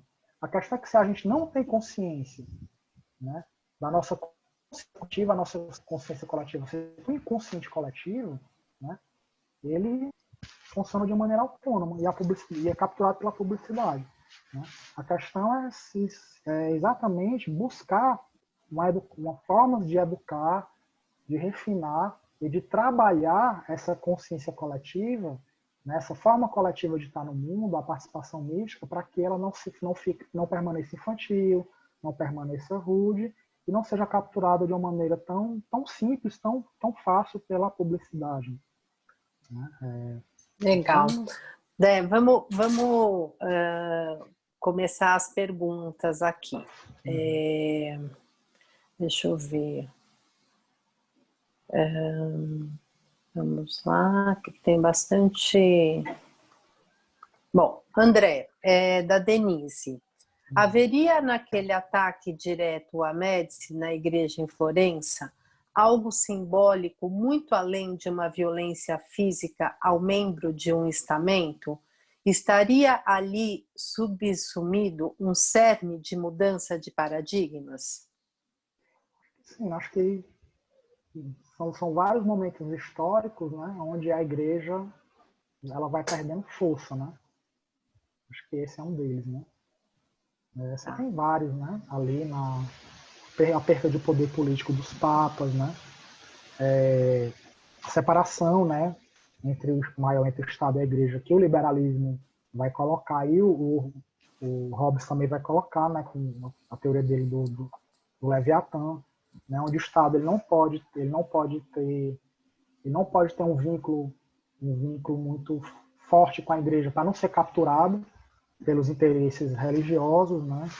Então você tem várias mediações, né? Cada qual é como se fosse um passo em direção ao secularismo, né? E como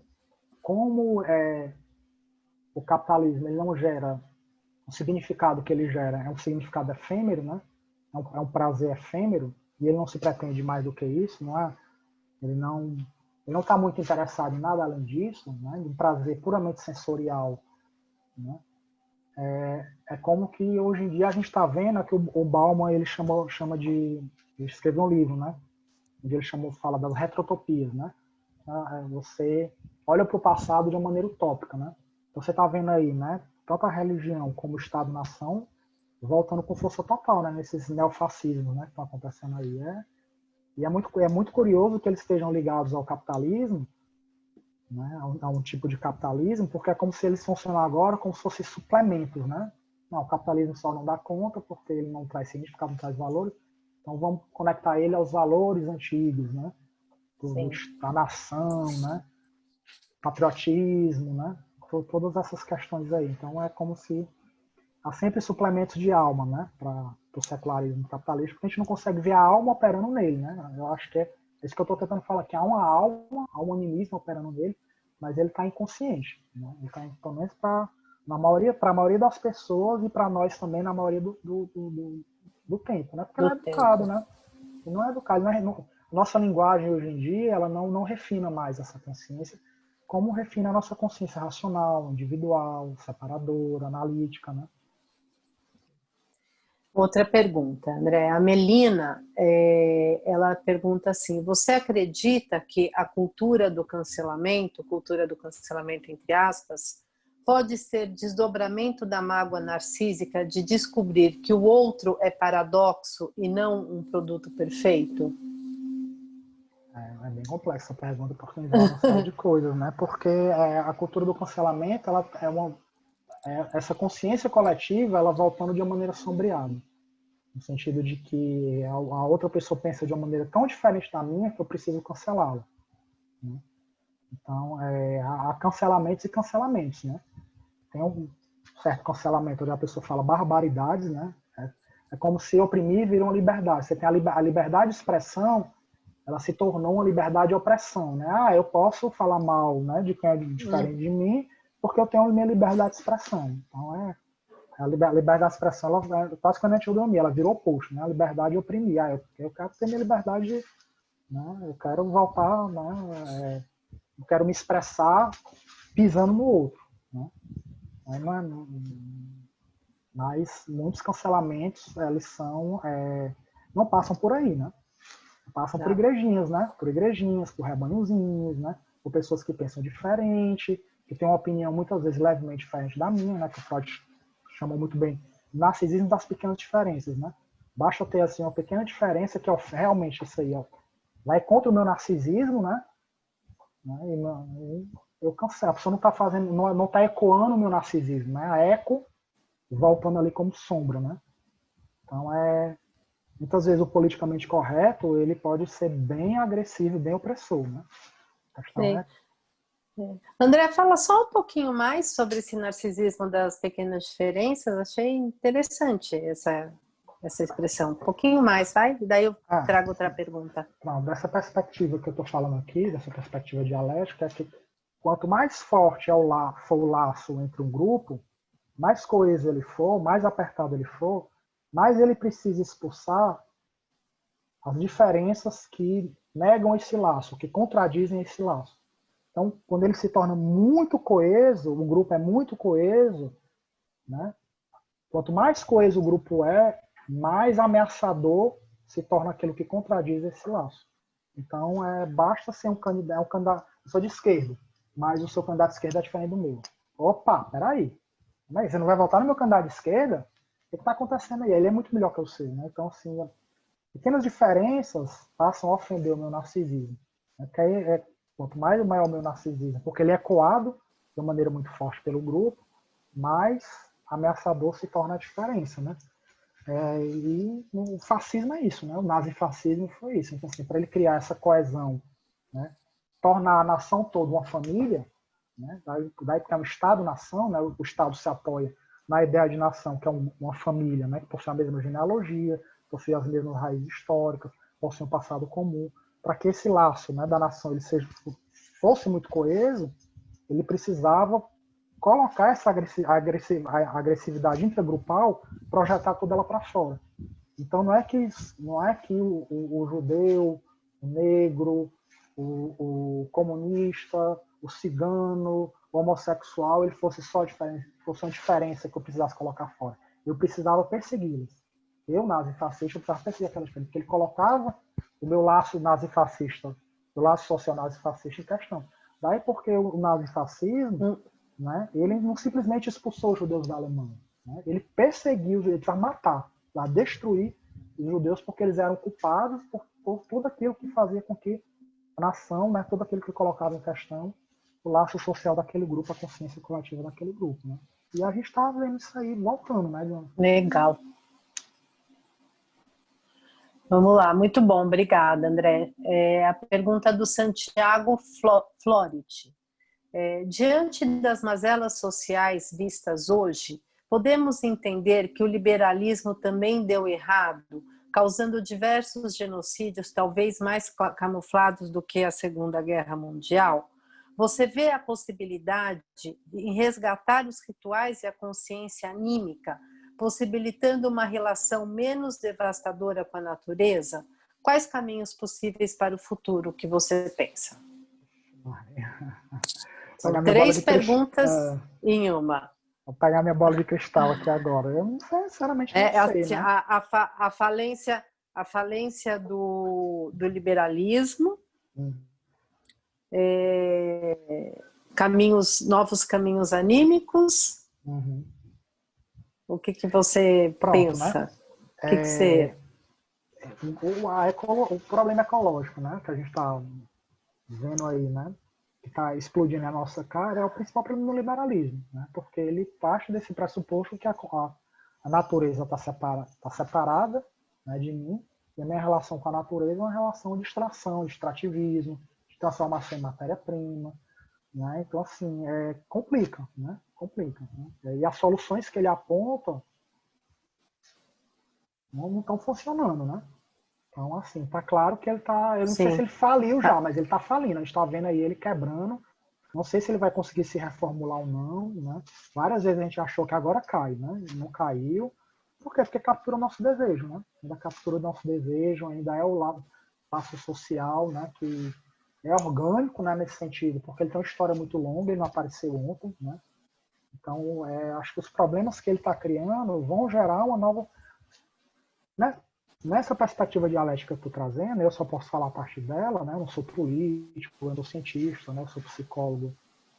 Então, tudo que eu estou falando aqui a partir dessa perspectiva é como se um problema, quando você vai olhar um problema da perspectiva psicológica, da perspectiva de forma de consciência, ele tem uma solução que é interna, né? Está ali dentro, em germe. E essa solução, ela, com o tempo, à medida que ela vai sendo engendrada, que ela vai sendo articulada, que ela vai sendo coagulada, ela se torna um novo problema. Né? Então, a questão é que o próprio excesso dela se torna um problema. Né? Então, o que melhor coloca uma forma de estar no mundo em questão são os problemas gerados pelos seus excessos. Né? Então, o liberalismo, eu acho, né? Ele vai ser realmente colocado em questão, não só a nível intelectual, não só nessa roda, né, de 100 e poucas pessoas como nós que a gente discute, mas a nível coletivo mesmo, quando seus excessos se tornarem insustentáveis. Né? Em termos de violência, tem sim uma violência sutil, né, porque é a questão do contrato social. Né? Quando a noção de contrato social vai surgir no século XVII, porque é como se como a comunidade, né, ela não era mais dada, né, os indivíduos eles eram vistos de maneira atômica, como átomos, né, separados uns dos outros, tá, se nós não somos mais coletivos de maneira natural, nós não nascemos como indivíduos coletivos, nós nos tornamos indivíduos coletivos, daí vem a noção de contrato social. Então, o que é isso que a gente faz com que a gente suporte conviver uns com os outros, né? Aí os teóricos dos contratos sociais vão dizer, né? É porque no estado de natureza impera a guerra de todos contra todos, né? Se não tiver algum estado para monopolizar a violência, né, para fazer essa regulação dessa violência, a gente vai se matar uns aos outros, né? Quanto mais a gente volta no tempo, mais a gente vê o quão ficcional é esse estado de guerra de todos contra todos, mas ele volta no núcleo daquilo que o nega no nosso contrato social, porque o capitalismo é esse estado de guerra de todos contra todos, não no nível literal, mas no nível de competitividade, né? A gente está no nível de competitividade, competição individualista, que é violenta. Aí se trata não de uma violência física, mas de uma violência psicológica, né? E daí as psicopatologias aí que são abundantes, né? Isso a nível humano e violento a nível com os outros seres, né? Com os animais, com a natureza, como ele já foi violento com outros povos, né? De outras culturas. Né?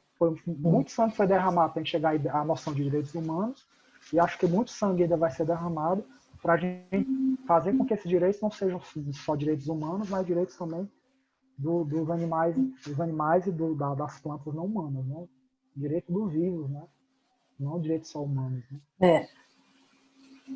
André, olha só, eu tenho aqui duas perguntas bem antagônicas que eu achei interessante. O Wilson, ele refaz a pergunta que eu te fiz. Então, ele fala assim, André, a possibilidade da individuação pelo capitalismo, como a Patrícia mencionou, segura aí, né? Então, possibilidade da individuação pelo capitalismo, o Wilson pergunta. O Gustavo Pontello, ele diz o seguinte, que é impossível não lembrar de conceitos marxistas como o fetichismo da mercadoria. Você vê essa conexão? E daí ele pergunta, no contrário da possibilidade de individuação pelo capitalismo, né? A psicologia analítica pode se aliar à recusa do capitalismo? São dois opostos, né? Dois polos, né? Uma pergunta oposta à outra. O fetichismo da mercadoria é isso, né? Acho que o Marx ele foi extremamente perspicaz, né? A palavra fetiche vem da palavra feitiço mesmo, do português, né?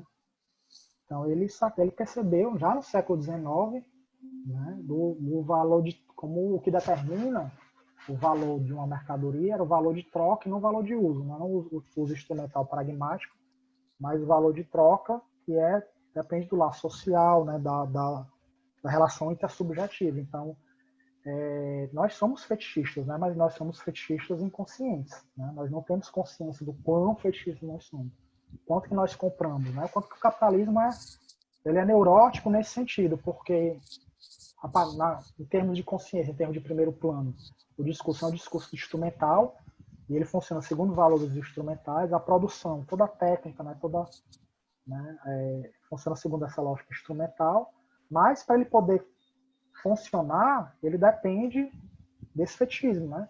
O macho marxista, eu estou chamando aqui de animismo, que é reencantar a mercadoria. Então ele primeiro desencanta o mundo, ele vai nesse caminho da ciência, né? O capitalismo não existe capitalismo sem ciência, né? Porque transforma a ciência em uma técnica, né, de produção de mercadorias, né, de produtos cada vez mais eficientes, mas para esse produto ele ser comprado, né, ele ser adquirido, ele precisa ser reencantado.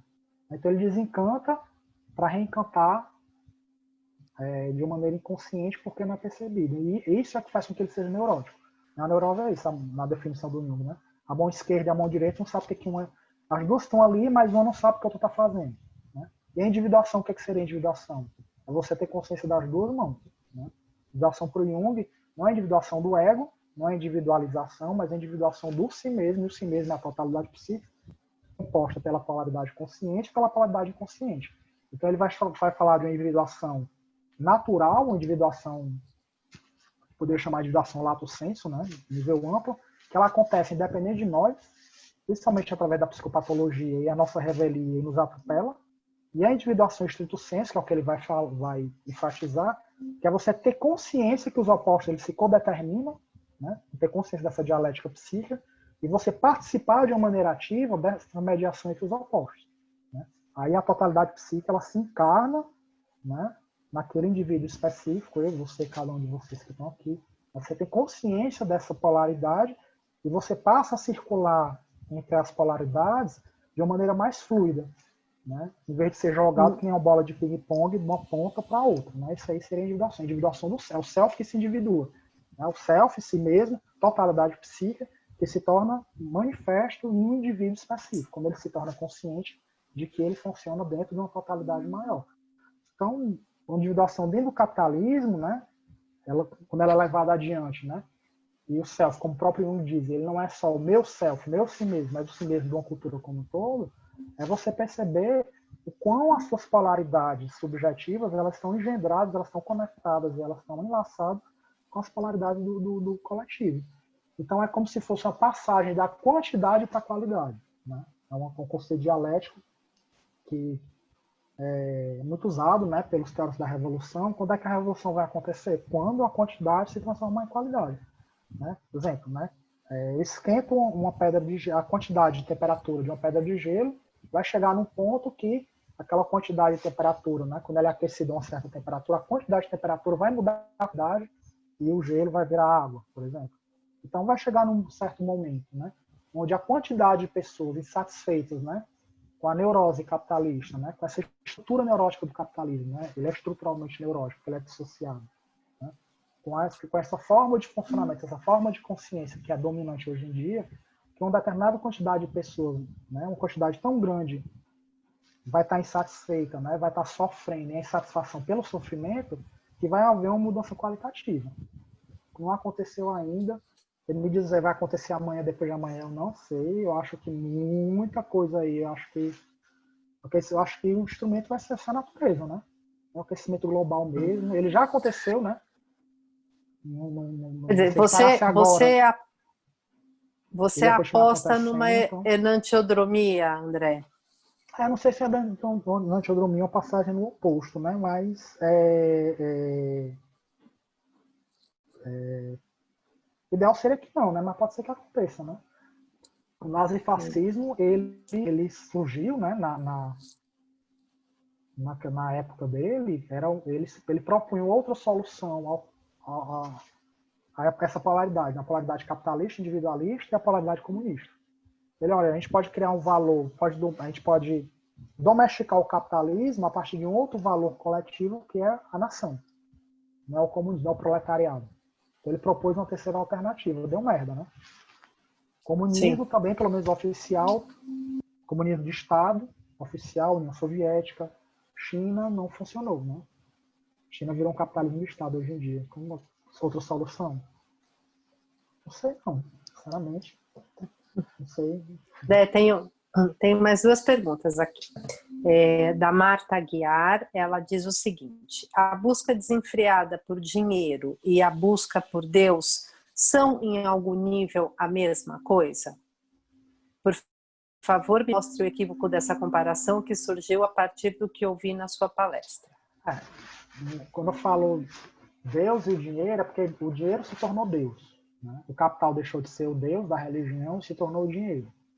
Então, se a gente pegar Deus como, na perspectiva que o Jung coloca, como um luminoso, né? Como um luminoso, não como um conteúdo, mas mais como uma relação que a psique tem com aquele conteúdo se torna luminoso, porque há muita energia psíquica concentrada nele, e a energia psíquica, por Jung, é a polaridade. Lógico, há muita a polaridade, as polaridades que estão concentradas naquele conteúdo são por demais intensas, né? Então não é mais tanto a religião hoje em dia, não é mais tanto Deus, é mais o dinheiro nesse sentido, né? O dinheiro se tornou espiritual, né? O dinheiro é especulativo, né? Nós somos governados por um capitalismo que é um capitalismo financeiro, de bolsa de valores, onde os operadores, né? Onde as pessoas que operam né? Os grandes operadores, eles não têm esse dinheiro, né? É um dinheiro que só existe, é um dinheiro ideal, ele só existe como ideia, né? Se todo mundo fosse nos bancos e sacasse o dinheiro que está ali nos bancos para estar embaixo do colchão, o banco quebrava, não existia banco, né? Então as empresas, os bancos, né? Eles operam com o que eles chamam de alavancagem, né? Então eles operam com crédito, né? Eles têm um crédito que é muito mais, se tivesse 10 vezes, 15 vezes, 20 vezes, às vezes 30 vezes mais dinheiro que eles têm na realidade. Então, o dinheiro, símbolo do materialismo, ele move o mundo mais como ideia do que como conteúdo material. Ele é um ideal materialismo, né? É um materialismo idealizado. Por isso que o capitalismo não é uma bolha, né? Ele é governado por bolhas, né? E ele é depressivo, né? Ele se expande, daí até ele vai estourar, né? Ele não sustenta a sua expansão, ele estoura o tempo todo, porque na hora que aquela ideia ela é confrontada com a realidade, você não tem aquele dinheiro, você não tem aquele capital que você está operando, quebra, né? Inflação, você tem várias crises, né? Umas maiores do que as outras, mas todas as crises são essas onde o materialismo capitalista ele é confrontado com o seu idealismo, né? Ele é confrontado com o seu oposto. Esse dinheiro aí que você está operando, que você usa para fazer essas negociações, não existe. Ele só existe como signo. Ele é um bit na tela do computador, ele é uma ideia, né? Não corresponde à realidade, quebra, cai. Então, nesse ponto, sim, o dinheiro virou Deus, né? Vamos lá, outra. André, muitos elogios aqui, maravilhoso. Vamos lá, deixa eu achar outra pergunta. A Mariana Moraes. André, você acha que o capitalismo e o controle das paixões pelo comércio deu errado desde o começo, já que os europeus pararam de guerrear entre eles e voltaram sua violência para os nativos da América, da África e da Ásia durante as colonizações? Exatamente é o que eu falei do marxismo das pequenas diferenças, né? Onde eu vou para o campo de futebol, aí quem está do outro lado da arquibancada que usa uma camisa que é da cor diferente da minha, né?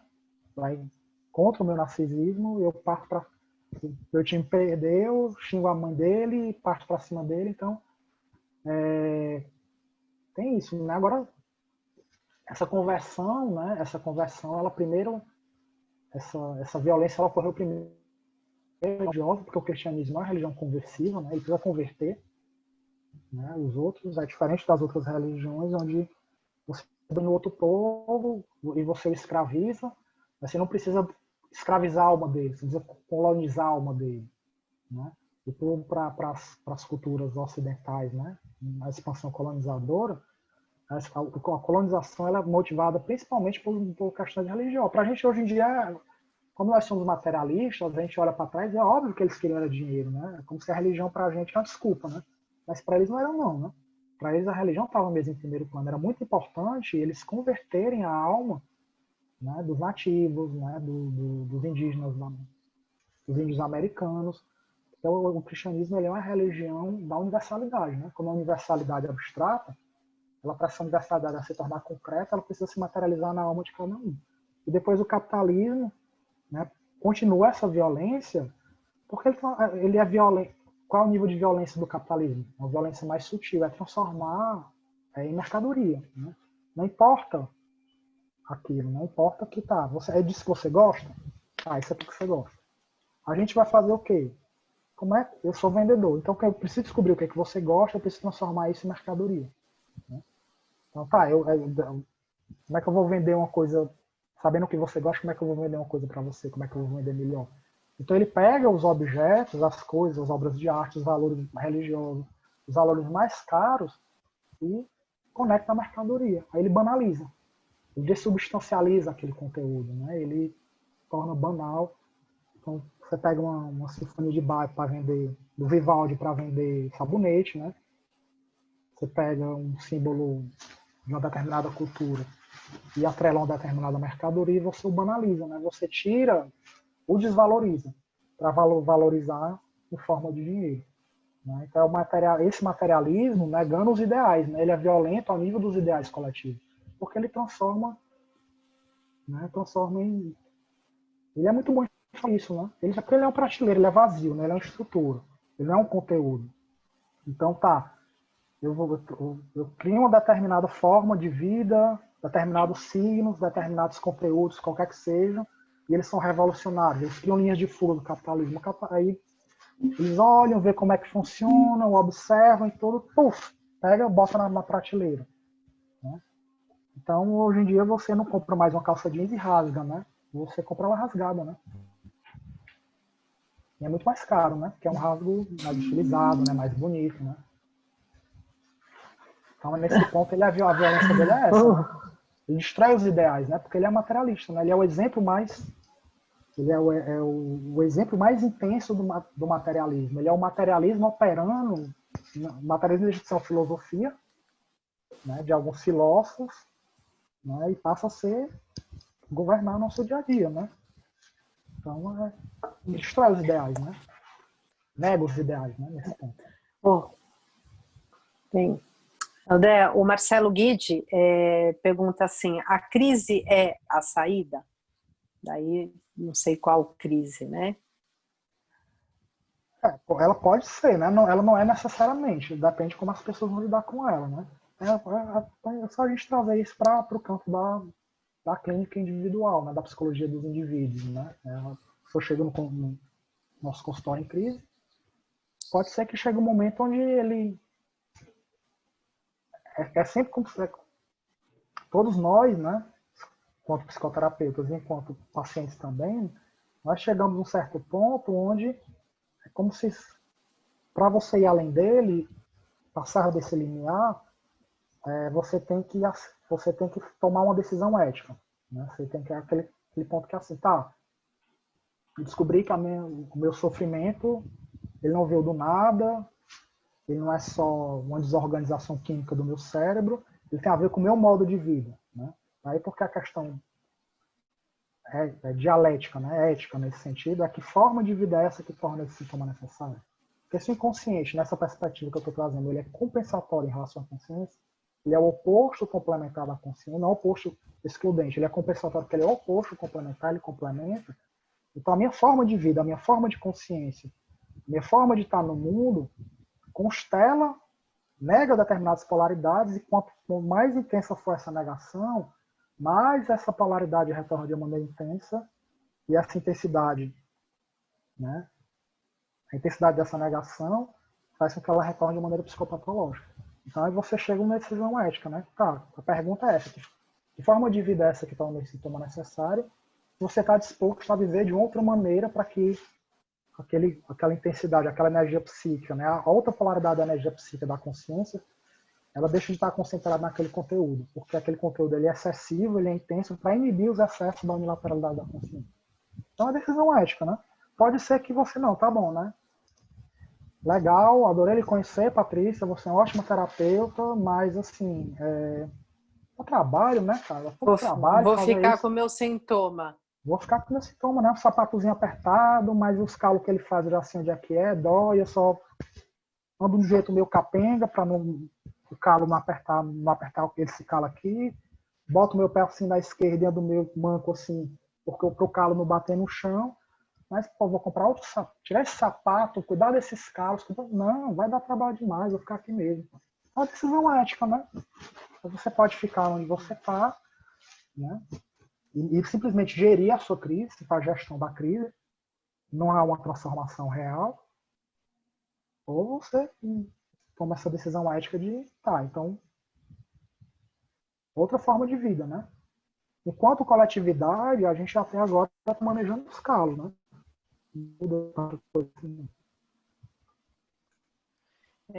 André, o Gabriel Graça, ele diz se você pode indicar um livro que você conheça que tem alguma relação entre individuação e capitalismo, né?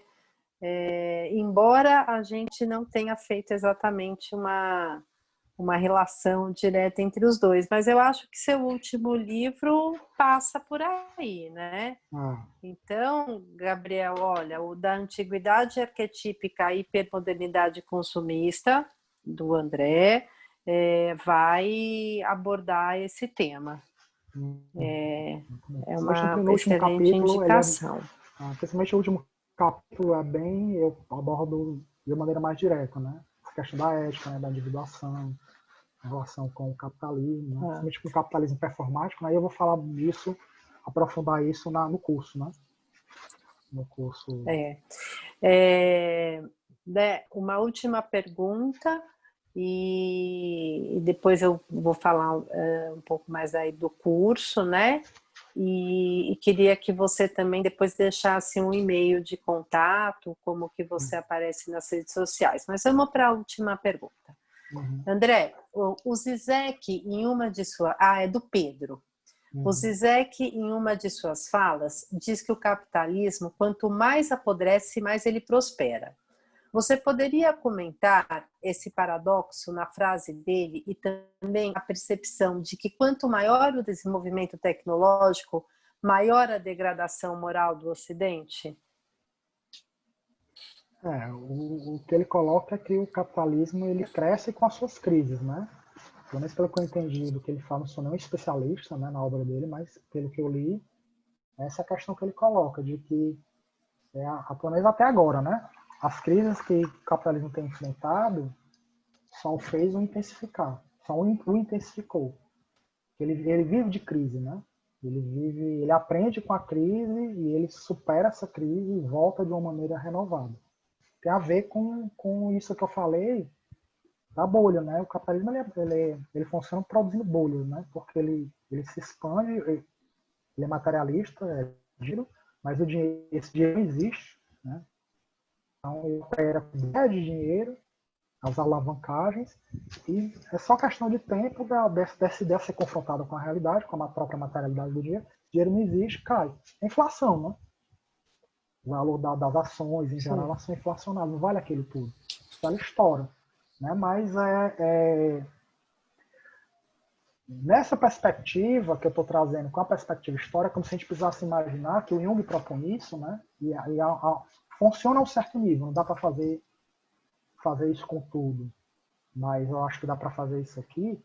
Quer dizer que a psique coletiva funciona em termos lógicos, porque eu estou chamando aqui de lógica, né? Dessa lógica dialética, dessa polaridade, dessa questão que opostos eles se codeterminam, eles são opostos, mas são opostos complementares, a nível individual e a nível coletivo. Então é como se a gente tivesse que pensar assim, né? A nível individual. Se você tivesse que imaginar a psique coletiva como um grande indivíduo que passou aí quase que a maior parte da vida dele, né? A gente tem aí quantos milênios, quase 2 milênios, né, de cristianismo, de idealismo, trancado num convento, num monastério, trancado na igreja. E, de repente, ele perde a sua fé, perde a sua crença em Deus e vai para o mundo. Então, chegou com fome, né? Ele quer aproveitar tudo, né? Poxa, eu passei a maior parte da minha vida devotado a alguma coisa, né? Negando os prazeres da carne, negando os prazeres, né? Agora eu quero experimentar isso ao máximo. Eu quero aproveitar ao máximo. Quero beber, quero comer, quero transar, quero comprar, quero viajar, É a nossa alma, né? Nós somos isso, né? A nossa psique coletiva, ela passou a maior parte, né, dela, né? Se você for comparar, né? Nascimento de Cristo, né? Disseminação do cristianismo, a oficialização do cristianismo, né? No século IV depois de Cristo, no século XX, a maior parte dela foi cristã, né? Ela tem mais séculos, tem mais tempo de idealismo cristão do que de materialismo capitalista. Então, em termos históricos coletivos, o materialismo capitalista é muito recente, né? Se você for comparar. Então, eu acho que ele tem muita energia para queimar, né? Tem muita libido aí voltando dessa antidomia. Está vendo a antidomia. E eu acho que o que vai, né? Ele falou de degradação moral, né? Eu acho que essa degradação moral não é tão moral, o que vai vir, o que a gente vai sentir, não é tanto degradação a nível moral, mas degradação a nível físico mesmo, né? Porque o capitalismo é isso, ele é positivista, ele é materialista, e ele lida com as questões muito materialistas. Então, tudo isso, né? Esse idealismo, todas essas questões que foram negadas, elas estão voltando a nível voltando mesmo a nível material. Por exemplo, né? A gente manda muito os terraplanistas, né? Fala aqui em Fortaleza, a gente fala mandar, né? Tira muita onda. Ela pensa que a Terra é plana, né? O céu é uma abóbora e tudo mais. Mas essa noção, né, do céu, do terraplanismo, ele é baseado na mitologia antiga, né? Onde você tinha o mundo supralunar, que estava além da abóbora, e o mundo sublunar, que era essa abóbora, né? Que nós vivíamos dentro. Nós estamos caminhando para ali, né? Como o capitalismo, materialismo, ele nega isso, né? Ele negou isso, né? Essa negação dessa ideia, ela está voltando no núcleo daquilo que o nega e ela vai se tornar, né? É uma negação material de uma ideia, isso é idealismo, isso é uma ideia, isso é uma fantasia. Essa fantasia, ela está voltando no núcleo daquilo que o MEG vai se tornar material. Porque a gente já está sentindo aí, né? Massa da queimada do Pantanal, dos Estados Unidos, né? A fumaça das queimadas, né? Do aquecimento global e a mata queimando nas grandes cidades. Vocês imaginam 10, 20, 30 anos, 40 anos, 50 anos para frente, isso ficando cada vez pior. O que vai acontecer? As grandes cidades, elas vão ser, né? Elas vão ficar dentro de bolhas. Você vai construir abóbora, né? E procure na internet, já tem muita gente falando disso, né? Então daqui a 40, 50, não sei quanto tempo, mas quando essas queimadas elas simplesmente ficarem completamente sufocantes, então você vai ter, né, bolhas, né, grandes abóboras que vão ficar ao redor das grandes cidades, né, não só para se proteger da fumaça, das queimadas que vão ficar cada vez mais comum, mas nas cidades litorâneas, né, da elevação do mar. Então essa imagem do terraplanismo, né, que é uma imagem da mitologia antiga, ela vai se tornar literal mesmo, né? Então é uma degradação não só a nível moral, mas acho que mais a físico mesmo, material mesmo, que simplesmente é um estilo de vida, um modo de vida insustentável para mais de 7 bilhões de pessoas, né? Possível, né? Não tem como o planeta aguentar isso, né? Que beleza. Eu tinha mais uma pergunta, mas eu já anotei e vou fazer para você no dia 3 de outubro. Tá bom. No curso. Até porque é um caso de consultório, então acho que a gente iria passar um tempinho falando, daí eu deixo para o curso. E André, deixa para a gente um e-mail, eu vou pedir para você falar e para você anotar no chat também o e-mail, por favor, tá? E se no Facebook e no Instagram tá como André Dantas mesmo, né? André Dantas do Amaral. Tá. Já tinha André Dantas. E o e-mail? dantasandré2015@gmail.com. dantasandré2015@gmail.com. Tá? Então, retomando, gente, nos dias 3, 10 e 17, uma iniciativa do Núcleo de Psicologia Arquetípica, ARQE, dentro do IJUSP, o André vai fazer um curso, vai nos dar um curso de 3 sábados sobre este tema que a gente conversou hoje, dos arquétipos, a modernidade, vai poder ir muito mais a fundo, desenvolver bem mais, embora tenha sido espetacular, viu, André? Assim, muito bom, as pessoas adoraram, estão agradecendo bastante, você deve estar vendo aí no chat. Eu abri agora. Legal. O curso será em outubro, isso, são 3 sábados, 3, 10 e 17 de outubro, das 10 ao meio-dia. Para quem está inscrito nessa live, para quem assistiu, se inscreveu nessa live, vai ter 30% de desconto, vocês vão ver lá o IJUSP 30, quando vocês receberem o e-mail, tá bom? Dé, muito obrigada. A gente que durma com esse barulho agora, que passe nosso final de semana sem ir aos shoppings, até por causa da pandemia, né? E a gente se vê dia 3. Eu que agradeço, Patrícia, o convite. Tá bom. E é sempre um prazer trabalhar com você. Tá joia. Prazer é meu. O pessoal está perguntando se tem certificado. No curso tem certificado, na live não tem certificado. Tá bom, gente? Valeu, obrigado Beijo a todos grande. pela atenção, pelo interesse, pelas perguntas. Espero ver um bocado de vocês no curso. Obrigado. Um abraço. Joia. Beijo, Dé. Obrigada. Beijo, Paty. Tchau. Tchau.